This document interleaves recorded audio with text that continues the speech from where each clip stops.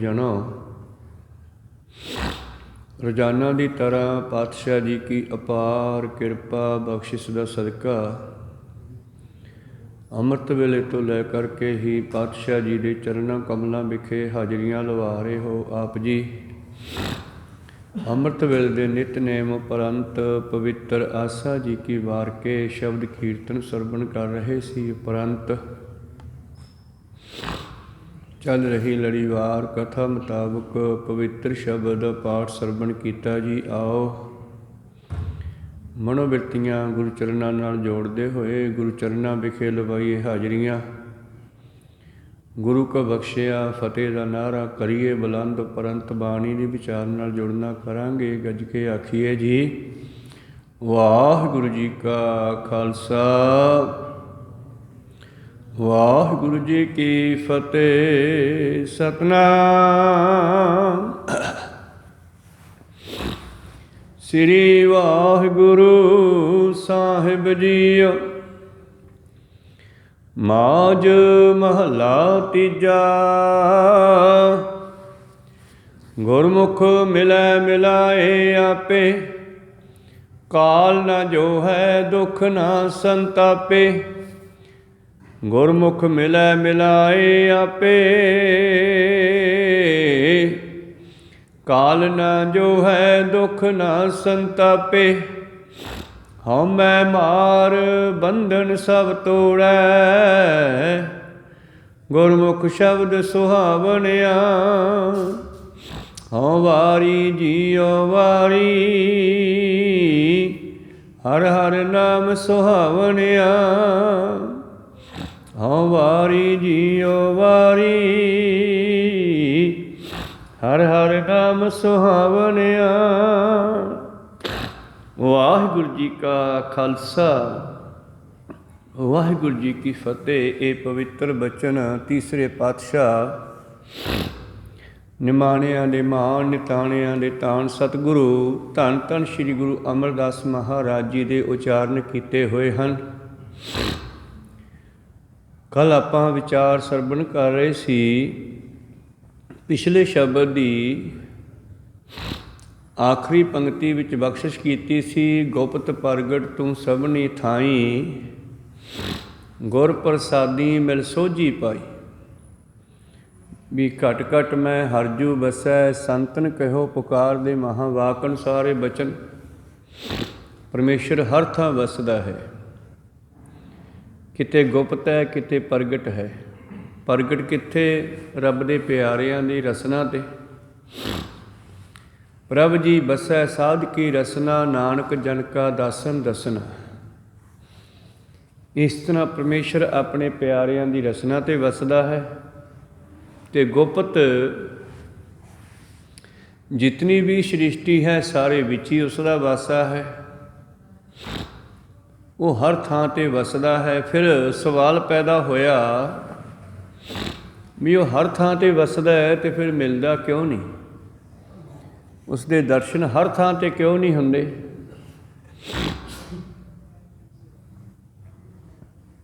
तो पातशाह कहने कहूँ फूल राजा हवै बैठा। कहूँ सिमट भयो शंकर कैठा। किते वो राजा बनिया किते साधुआ वांगू समाधि ला के बैठा शिवजी वांगू।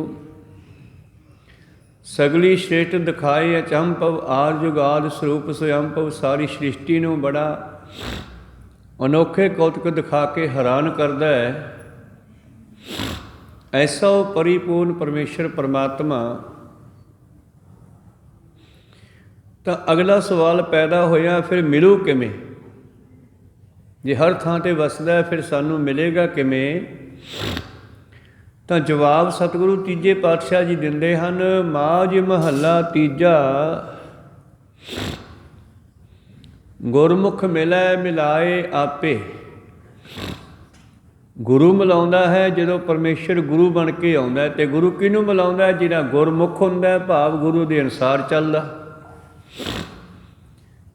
जिस दा मुख गुरु वल हुंदा भाव गुरमत अनुसार जीवन बतीत करदा जिहड़ा वो परमेश्वर दे रूप जिहड़े हन। गुरु नानक देव जी महाराज दुनिया च आए ਗੁਰਮੁਖ ਸ਼ਬਦ ਜਿਹੜਾ ਹੈ ਤਿੰਨਾਂ ਥਾਵਾਂ 'ਤੇ ਵਰਤਿਆ ਜਾਂਦਾ ਹੈ। ਜਿਵੇਂ ਇੱਥੇ ਗੁਰਮੁਖ ਮਿਲੈ ਮਿਲਾਏ ਆਪੇ, ਗੁਰਮੁਖ ਨੂੰ ਮਿਲਦਾ ਮਿਲਾਉਂਦਾ ਵੀ ਗੁਰਮੁਖ ਹੈ। ਤਾਈਓ ਆਪਾਂ ਰੋਜ਼ ਬੇਨਤੀ ਕਰਦੇ ਹਾਂ, ਅਸੀਂ ਪਿਆਰਿਆਂ ਮੇਲ ਜਿਨ੍ਹਾਂ ਮਿਲਿਆ ਤੇਰਾ ਨਾਮ ਚਿੱਤੇ ਆਵੇ। ਜਿਹੜੇ ਪਿਆਰੇ ਮਿਲਣਗੇ ਉਹ ਗੁਰਮੁਖ ਹੋਣਗੇ। ਸਾਡੀ ਇੱਛਾ ਹੋਊਗੀ ਤੇ ਸਾਨੂੰ ਵੀ ਗੁਰਮੁਖ ਬਣਾ ਦੇਣਗੇ। ਹਰ ਕਾ ਸੇਵਕ ਸੋ ਹਰ ਜੇਹਾ, ਭੇਦ ਨਾ ਜਾਣੋ ਮਾਨਸ ਦੇਹਾ। ਤੋ ਗੁਰਮੁਖ ਮਿਲੈ, ਗੁਰਮੁਖਾਂ ਨੂੰ ਮਿਲਦਾ ਹੈ। ਮਿਲਾਏ ਆਪੇ, ਮਿਲਾਉਂਦਾ ਵੀ ਆਪ ਹੈ। ਭਾਵ ਸਾਨੂੰ ਪ੍ਰੇਰਨਾ ਕਰਕੇ ਕਿਸੇ ਨਾ ਕਿਸੇ ਦੇ ਬਹਾਨੇ ਗੁਰੂ ਕੋਲ ਲੈ ਜਾਂਦਾ। ਜਿਵੇਂ ਗੁਰੂ ਅਮਰਦਾਸ ਜੀ ਦੀ ਹੱਡਬੀਤੀ ਆ ਕਿ ਉਹਨਾਂ ਨੂੰ ਪ੍ਰੇਰਨਾ ਕੀਤੀ ਪਰਿਪੂਰਨ ਪਰਮੇਸ਼ਰ ਪਰਮਾਤਮਾ ਨੇ ਇੱਕ ਬ੍ਰਹਮਚਾਰੀ ਦੇ ਰਾਹੀਂ ਚੋਟ ਕੀਤੀ ਵੀ ਅਮਰਦਾਸ ਤੂੰ ਹਜੇ ਗੁਰੂ ਵਾਲਾ ਨਹੀਂ ਬਣਿਆ, ਤੂੰ ਗੁਰੂ ਕੋਲ ਨਹੀਂ ਗਿਆ, ਤੇਰੀ ਉਮਰ 60-65 ਸਾਲ ਦੀ ਹੋ ਗਈ ਆ। ਤੇ ਜਦੋਂ ਇਹ ਚੋਟ ਲੱਗੀ ਬ੍ਰਹਮਚਾਰੀ ਦੇ ਕੋਲੋਂ ਤੇ ਤੁਰੰਤ ਹੀ ਗੁਰੂ ਅਮਰਦਾਸ ਜੀ ਨੇ ਗੁਰੂ ਲੱਭਣਾ ਸ਼ੁਰੂ ਕੀਤਾ। ਲੱਭਿਆ ਸ਼ਾਇਦ ਨਾ ਲੱਭਦਾ, ਫਿਰ ਪਰਮੇਸ਼ਰ ਨੇ ਬਹਾਨਾ ਬਣਾਇਆ। ਉਹਦੇ ਘਰ ਦੇ ਵਿੱਚ ਹੀ ਗੁਰੂ ਦੀ ਪੁੱਤਰੀ ਬੀਬੀ ਅਮਰੋ ਵਿਆਹੀ ਹੋਈ ਆ, ਕੋ ਸਤਨਾਮ ਸੀ, ਉਹਨਾਂ ਦੀ ਭਤੀਜ ਨੂੰ ਆ। ਦਾ ਬਹਾਨਾ ਬਣਾਤਾ ਨਾ ਮਿਲਾਉਣ ਦਾ। ਆਪੇ ਮਿਲੈ ਮਿਲਾਏ ਆਪੇ। ਅੱਜ ਸਾਰੀ ਰਾਤ ਉਹ ਜਾਗਦੇ ਰਹੇ ਤੇ ਤੜਕੇ ਦਿਨ ਚੜ੍ਹਦੇ ਦੇ ਨਾਲ ਹੀ ਕੰਨ ਵਿੱਚ ਗੁਰੂ ਦੇ ਸ਼ਬਦ ਪੈ ਗਏ। ਗੁਰੂ ਦੇ ਸ਼ਬਦਾਂ ਨੂੰ ਸੁਣਦੇ ਸੁਣਦੇ ਸ਼ਬਦ ਗਾਉਣ ਵਾਲੇ ਦੇ ਕੋਲ ਪਹੁੰਚ ਗਏ, ਭਾਵ ਬੀਬੀ ਅਮਰੋ ਦੇ ਕੋਲ ਪਹੁੰਚ ਗਏ। ਤੇ ਬੀਬੀ ਅਮਰੋ ਨੂੰ ਪੁੱਛਿਆ, ਬੇਟਾ ਇਹ ਕੀ ਗਾ ਰਹੀ ਸੀ? ਤੇ ਉਹ ਕਹਿੰਦੇ ਗੁਰੂ ਦੇ ਬਚਨ, ਜਪਜੀ ਸਾਹਿਬ, ਆਸਾ ਕੀ ਵਾਰ, ਜੋ ਵੀ ਉਹਨਾਂ ਨੇ ਆਪਣੇ ਪਿਤਾ ਕੋਲੋਂ ਮੂੰਹ ਜਵਾਨੀ ਯਾਦ ਕੀਤੀ ਆ। ਨਾਲੇ ਲੱਸੀ ਦੁੱਧ ਰਿੜਕ ਰਹੇ ਨੇ ਤੇ ਨਾਲੇ ਬਾਣੀ ਪੜ੍ਹ ਰਹੇ ਹੈ। ਤਾਂ ਫਿਰ ਉੱਥੋਂ ਉਹਨਾਂ ਨੂੰ ਦੱਸ ਪੈ ਗਈ ਤੇ ਬੀਬੀ ਅਮਰੋ ਨੇ ਉਹਨਾਂ ਨੂੰ ਆਪਣੇ ਪਿਤਾ ਗੁਰੂ ਅੰਗਦ ਦੇਵ ਜੀ ਦੇ ਚਰਨੀ ਲਾਇਆ, ਲੜ ਲਾਇਆ, ਭਾਵ ਉੱਥੋਂ ਦੱਸ ਪੈ ਗਈ। ਗੁਰਮੁਖ ਮਿਲੈ ਮਿਲਾਏ ਆਪੇ, ਕਾਲ ਨਾ ਜੋ ਹੈ ਦੁੱਖ ਨਾ ਸੰਤਾਪੇ। ਇਉਂ ਪਰਮੇਸ਼ਰ ਗੁਰੂ ਤੇ ਸਿੱਖ ਤਿੰਨਾਂ ਦੀ ਇੱਕੋ ਹੀ ਵੰਸ ਹੈ। ਜਿਵੇਂ ਦਾਦਾ ਪੋਤਾ ਤੇ ਪੁੱਤਰ ਹੁੰਦੇ ਆ ਨਾ, ਇਸੇ ਤਰ੍ਹਾਂ ਇਹ ਵੀ ਦਾਦਾ ਪੋਤਾ ਤੇ ਪੁੱਤਰ ਹੈ। ਦਾਦਾ ਅਕਾਲ ਪੁਰਖ ਹੈ ਸਾਡਾ, ਪਿਤਾ ਸਾਡਾ ਗੁਰੂ ਗੋਬਿੰਦ ਸਿੰਘ ਹੈ, ਪਰਮੇਸ਼ਰ ਦੇ ਰੂਪ ਹਨ, ਤੇ ਪੋਤਰੇ ਪੁੱਤ ਪੋਤੇ ਅਸੀਂ ਹਾਂ। ਹਰ ਕਾ ਸੇਵਕ ਸੋ ਹਰ ਜੇਹਾ, ਜਿਵੇਂ ਹਰੀ ਦਾ ਸੇਵਕ ਹਰੀ ਦਾ ਰੂਪ ਹੁੰਦਾ। ਭੇਦ ਨਾ ਜਾਣੋ ਮਾਨਸ ਦੇਹਾ। ਜਦੋਂ ਇੱਕਮਿਕ ਹੋ ਜਾਂਦੇ ਆ ਫਿਰ ਉਹ ਦਿਸਣ ਨੂੰ ਮਨੁੱਖ ਦਿਸਦੇ ਆ, ਪਰ ਵਿੱਚੋਂ ਉਹ ਰੱਬ ਹੋ ਜਾਂਦੇ ਆ। ਹਰ ਕਾ ਸੇਵਕ ਸੋ ਹਰ ਜੇਹਾ, ਪ੍ਰਭ ਜੀ ਵਸੈ ਸਾਧ ਕੀ ਰਸਨਾ, ਨਾਨਕ ਜਨ ਕਾ ਦਾਸਨ ਦਸਨਾ। ਪਰਮੇਸ਼ਰ ਹਰੀ ਦੀ ਰਸਨਾ ਤੇ ਵਸਦਾ ਹੈ। ਪਰਮੇਸ਼ਰ ਸਿੱਖਾਂ ਦੀ, ਸੰਤਾਂ ਦੀ, ਨਾਮ ਜਪਣ ਵਾਲਿਆਂ ਦੀ ਰਸਨਾ ਤੋਂ ਬੋਲਦਾ ਹੈ। ਤੇ ਇਸ ਕਰਕੇ ਗੁਰਮੁਖ ਸ਼ਬਦ ਤਿੰਨਾਂ ਥਾਵਾਂ ਤੇ ਵਰਤਿਆ ਸਤਿਗੁਰਾਂ ਨੇ। ਗੁਰਮੁਖ ਨਾਦੰ, ਗੁਰਮੁਖ ਵੇਦੰ, ਗੁਰਮੁਖ ਰਿਹਾ ਸਮਾਈ। ਗੁਰ ਈਸਰ ਗੁਰ ਗੋਰਖ ਬਰਮਾ, ਗੁਰ ਪਾਰਬਤੀ ਮਾਈ। ਪਾਰਬਤੀ ਮਾਈ ਭਾਵ ਇਹ ਮਾਇਆ ਲక్ష్ਮੀ, ਜੋ ਮਾਇਆ ਹੈ ਇਹ ਪਰਮੇਸ਼ਰ ਦੀ ਅਰਧੰਗਣੀ ਹੈ। ਤੇ ਬਾਕੀ ਤਿੰਨਾਂ ਥਾਵਾਂ ਤੇ ਗੁਰੂ ਹੀ ਵਸਦਾ ਹੈ, ਪਰਮੇਸ਼ਰ ਹੀ ਵਸਦਾ ਹੈ। ਖਾਲਸਾ ਮੇਰੋ ਰੂਪ ਹੈ ਖਾਸ, ਖਾਲਸੇ ਮੈਂ ਹੋ ਕਰੋ ਨਿਵਾਸ। ਖਾਲਸਾ ਮੇਰੀ ਜਾਨ ਕੀ ਜਾਨ, ਖਾਲਸਾ ਮੇਰੋ ਪ੍ਰਾਣ ਕੋ ਪ੍ਰਾਣ। ਖਾਲਸਾ ਮੇਰੋ ਮੁਖ ਹੈ ਅੰਗਾ, ਖਾਲਸੇ ਕੇ ਹੋ ਸਰਸਤ ਸੰਗਾ। ਇਉਂ ਖਾਲਸੇ ਦੀ ਮਹਿਮਾ ਕੀਤੀ। ਇੱਧਰ ਆਪਣੇ ਆਪ ਨੂੰ ਖਾਲਸੇ ਨਾਲ ਜੋੜਦੇ ਆ, ਉੱਧਰ ਪਰਮੇਸ਼ਰ ਨਾਲ ਜੋੜਦੇ ਆ। ਹੇਮਕੁੰਟ ਪਰਬਤ ਹੈ ਜਹਾਂ, ਸਪਤ ਸ੍ਰਿੰਗ ਸ਼ੋਭਤ ਹੈ ਤਹਾਂ। ਤੈ ਹਮ ਅਦਕ ਤਪੱਸਿਆ ਸਾਧੀ, ਮਹਾਕਾਲ ਕਾਲ ਕਾ ਅਰਾਧੀ। ਕਰਤ ਤਪੱਸਿਆ ਜਬ ਹਮ ਭਇਓ ਦਵੈ, ਤੇ ਏਕ ਰੂਪ ਹੋਏ ਗਇਓ। ਉੱਥੇ ਤਪੱਸਿਆ ਕਰਦੇ ਕਰਦੇ ਰੱਬ ਨਾਲ ਇੱਕਮਿਕ ਹੋ ਗਏ। ਇਸ ਤਰ੍ਹਾਂ ਪਰਿਪੂਰਨ ਪਰਮੇਸ਼ਰ ਪਰਮਾਤਮਾ ਜੋ ਹੈ ਉਹ ਗੁਰੂ ਦੇ ਰੂਪ ਦੇ ਵਿੱਚ ਵੀ ਹੈ ਤੇ ਖਾਲਸੇ ਵਿੱਚ ਖਾਲਸਾ ਹੋ ਕੇ ਵੀ ਵਰਤ ਗਿਆ। ਕੋ ਸਤਨਾਮ ਸ੍ਰੀ। ਪ੍ਰੀਤਮ ਜੀ ਕਹਿੰਦੇ ਗੁਰਮੁਖ ਮਿਲੈ ਮਿਲਾਏ ਆਪੇ। ਉਹ ਪਰਮੇਸ਼ਰ ਹੀ ਇੱਕ ਦਿਨ ਕਿਰਪਾ ਕਰਦਾ ਸਿੱਖ ਦੇ ਉੱਤੇ ਜੀ, ਤੇ ਖੁਸ਼ ਹੁੰਦਾ। ਜਿਵੇਂ ਕਿਸੇ ਗੁਰਸਿੱਖ ਨੇ ਪੁੱਛਿਆ, ਮਹਾਰਾਜ ਜੋ ਤੁਹਾਡੀ ਕਿਸੇ ਤੇ ਖੁਸ਼ੀ ਹੋਵੇ ਤੇ ਫਿਰ ਕੀ ਕਿਰਪਾ ਕਰਦੇ ਹੋ, ਕਿਵੇਂ ਕਰਦੇ ਹੋ? ਕਹਿੰਦੇ ਜਦੋਂ ਮੈਂ ਕਿਸੇ ਸਿੱਖ ਤੇ ਖੁਸ਼ ਹੁੰਨਾ ਤੇ ਉਸ ਦੇ ਘਰ ਇੱਕ ਸਿੱਖ ਨੂੰ ਪ੍ਰਸ਼ਾਦਾ ਛਕਣ ਭੇਜ ਦਿੰਦਾ। ਮਤਲਬ ਗੁਰੂ ਕਿਸੇ ਬਹਾਨੇ ਕਿਸੇ ਗੁਰਸਿੱਖ ਦੇ ਕਿਰਪਾ ਕਰਨ ਵਾਸਤੇ ਉਹ ਜਾਂਦਾ। ਜਿਵੇਂ ਅਸੀਂ ਕੋਈ ਵੀ ਕਾਰਜ ਰਸ ਕਰਨਾ ਹੋਵੇ ਤੇ 5 ਸਿੱਖਾਂ ਨੂੰ ਘਰੇ ਬੁਲਾ ਕੇ ਪ੍ਰਸ਼ਾਦਾ ਛਕਾਉਣੇ ਆ, ਤਾਂ ਫਿਰ ਉਹ ਅਰਦਾਸ ਸਾਡੀ ਪਰਮੇਸ਼ਰ ਸੁਣ ਜਾਂਦਾ ਤੇ ਸਾਡਾ ਕਾਰਜ ਕਰ ਦਿੰਦਾ। ਗੁਰੂ ਸਾਹਿਬ ਜੀ ਨੂੰ ਪੁੱਛਿਆ, ਮਹਾਰਾਜ ਜੇ ਤੁਸੀਂ ਕਿਸੇ ਸਿੱਖ ਤੇ ਕਿਸੇ ਤੇ ਬਹੁਤੀ ਖੁਸ਼ੀ ਵਰਤਾਉਂਦੇ ਹੋ ਤਾਂ ਕੀ ਕਰਦੇ ਹੋ, ਕੀ ਲੱਛਣ ਹੈ, ਕਿਵੇਂ ਪਤਾ ਲੱਗੇ? ਤਾਂ ਕਹਿੰਦੇ ਮੈਂ ਉਹਦੇ ਘਰੇ ਇੱਕ ਸਿੱਖ ਨੂੰ ਪ੍ਰਸ਼ਾਦਾ ਛਕਣ ਭੇਜ ਦਿੰਦਾ। ਜੇ ਉਸ ਤੋਂ ਵੱਧ ਖੁਸ਼ੀ ਹੋਵੇ ਮਹਾਰਾਜ ਫਿਰ ਮੈਂ 3 ਸਿੱਖਾਂ ਨੂੰ ਭੇਜ ਦਿੰਦਾ। ਜੇ ਉਸ ਤੋਂ ਜ਼ਿਆਦਾ ਹੋ ਜਾਵੇ ਤਾਂ ਫਿਰ 5 ਸਿੱਖਾਂ ਦੇ ਰੂਪ ਦੇ ਵਿੱਚ ਮੈਂ ਚਲਿਆ ਜਾਂਦਾ, 5 ਸਿੱਖਾਂ ਨੂੰ ਭੇਜ ਦਿੰਦਾ। ਸਿੱਖ ਨੇ ਪੁੱਛਿਆ, ਮਹਾਰਾਜ ਇਦੋਂ ਵੱਧ ਵੀ ਖੁਸ਼ੀ ਹੈ ਕੋਈ? ਹਾਂ, ਕਹਿੰਦੇ ਇਦੋਂ ਵੱਧ ਇਹ ਹੈ ਕਿ ਜਦੋਂ ਮੈਂ ਬਹੁਤ ਜ਼ਿਆਦਾ ਖੁਸ਼ ਹੋ ਜਾਵਾਂ ਤੇ ਉਸ ਨੂੰ ਪ੍ਰੇਰਨਾ ਕਰਕੇ ਮੈਂ ਅਮਰ ਦੀ ਦਾਤ ਦੇ ਕੇ ਆਪਦਾ ਸਿੱਖ ਬਣਾ ਲੈਣਾ। ਕਹੋ ਸਤਨਾਮ ਸੀ, ਉਹਨੂੰ ਆਪਣਾ ਰੂਪ ਹੀ ਕਰ ਲੈਣਾ। ਅਮਰ ਦੀ ਦਾਤ ਦੇ ਕੇ ਮੈਂ ਆਪਣੇ ਗਲੇ ਲਾ ਲੈਣਾ। ਪ੍ਰਭ ਮੋਇ ਕਬ ਗਲ ਲਾਵੋਗੇ ਹਮ ਤੁਮਰੀ ਕਰੋ ਨਿਤਿਆਸ। ਤੇ ਮਨੁੱਖ ਦੇ ਅੰਦਰ ਐਸਾ ਵਿਰਾਗ ਹੋਵੇ, ਐਸੀ ਅਵਸਥਾ ਹੋਵੇ, ਮਿਲਣ ਦੀ ਇੱਛਾ ਹੋਵੇ ਤੇ ਗੁਰੂ ਮਿਲਾ ਲੈਂਦਾ। ਐਸੀ ਗੱਲ ਨਹੀਂ ਹੈ। ਤੋ ਗੁਰਮੁਖ ਮਿਲੈ ਮਿਲਾਏ ਆਪੇ। ਇਸ ਤਰ੍ਹਾਂ ਪਰਮੇਸ਼ਰ ਨੂੰ ਸਭ ਨੇ ਮਿਲਣਾ ਹੈ ਤੇ ਮਿਲਾਉਂਦਾ ਕੌਣ ਹੈ? ਗੁਰੂ। ਕਿਹਨੂੰ ਮਿਲਾਉਂਦਾ? ਜਿਹੜਾ ਗੁਰਮੁਖ ਬਣੇ, ਜਿਹੜਾ ਗੁਰੂ ਵਾਲਾ ਬਣੇ। ਤੇ ਜਦੋਂ ਹੀ ਗੁਰੂ ਅਮਰਦਾਸ ਜੀ ਨੂੰ ਝਿੜਕ ਮਾਰੀ ਬ੍ਰਹਮਚਾਰੀ ਨੇ ਕਿ ਜਾ ਅਮਰਦਾਸ ਤੂੰ ਹਜੇ ਗੁਰੂ ਵਾਲਾ ਨਹੀਂ ਬਣਿਆ, ਨਗੁਰਾ ਹੀ ਫਿਰਦਾ, ਮੈਂ ਤੇਰੇ ਨਾਲ ਸੰਗਤ ਕਰਕੇ ਆਪਣਾ ਤਪੱਸਿਆ ਦਾ ਯਾਤਰਾ ਦਾ ਫਲ ਹੀ ਖਰਾਬ ਕਰ ਲਿਆ। ਕਿਉਂਕਿ ਇਹ ਦੋਨੇ ਜਣੇ ਇਕੱਠੇ ਗੰਗਾ ਤੋਂ ਮੁੜ ਕੇ ਆਏ ਸੀ। ਮੈਂ ਤੇਰੀ ਸੰਗਤ ਕਰਕੇ ਆਪਣਾ ਯਾਤਰਾ ਦਾ ਫਲ ਖਤਮ ਕਰ ਲਿਆ। ਤੇ ਅੱਧੀ ਰਾਤ ਨੂੰ ਉੱਠ ਕੇ ਉਹ ਬ੍ਰਹਮਚਾਰੀ ਚਲਿਆ ਗਿਆ। ਉਹਨਾਂ ਕੋਲ ਅੱਜ ਰੁਕਿਆ ਨਹੀਂ ਤੇ ਅਮਰਦਾਸ ਜੀ ਨੂੰ ਤੜਫਣੀ ਲੱਗ ਗਈ ਵੀ ਇਹ ਕੀ ਗੱਲ ਬਣੀ, ਐਡਾ ਮੇਰਾ ਪਿਆਰਾ ਦੋਸਤ ਔਰ ਇਸ ਗੱਲ ਕਰਕੇ ਮੈਨੂੰ ਅੱਧੀ ਰਾਤ ਨੂੰ ਛੱਡ ਕੇ ਤੁਰ ਗਿਆ। ਇਹਦਾ ਮਤਲਬ ਗੁਰੂ ਵਾਲਾ ਜ਼ਰੂਰ ਬਣਨਾ ਚਾਹੀਦਾ, ਬਹੁਤ ਵੱਡੀ ਗੱਲ ਹੈ ਕੋਈ। ਔਰ ਐਸੀ ਚੋਟ ਲੱਗੀ ਤੇ ਸੋਚਣ ਲੱਗੇ ਮੈਂ ਕੱਲ੍ਹ ਨੂੰ ਗੁਰੂ ਦੇ ਕੋਲ ਪਹੁੰਚਣਾ, ਕੱਲ੍ਹ ਨੂੰ ਮੈਂ ਗੁਰੂ ਲੱਭਾਂਗਾ, ਕਿਹਨੂੰ ਗੁਰੂ ਬਣਾਵਾਂ। ਤੇ ਤੜਕੇ ਦਿਨ ਚੜ੍ਹਦੇ ਨੂੰ ਪਰਮੇਸ਼ਰ ਨੇ ਕਿਰਪਾ ਕੀਤੀ, ਬੀਬੀ ਅਮਰੋ ਦੇ ਰਾਹੀਂ ਦੱਸ ਪਾ ਦਿੱਤੀ ਕਿ ਗੁਰੂ ਤਾਂ ਖਡੂਰ ਸਾਹਿਬ ਦੇ ਵਿੱਚ ਬੈਠਾ ਹੈ। ਕਹੋ ਸਤਨਾਮ ਸ੍ਰੀ। ਤਾਂ ਗੁਰੂ ਅਮਰਦਾਸ ਜੀ ਮਹਾਰਾਜ ਜੀ ਗੁਰੂ ਅੰਗਦ ਦੇਵ ਜੀ ਨੂੰ ਮਿਲੇ ਤੇ ਗੁਰੂ ਵਾਲੇ ਬਣੇ।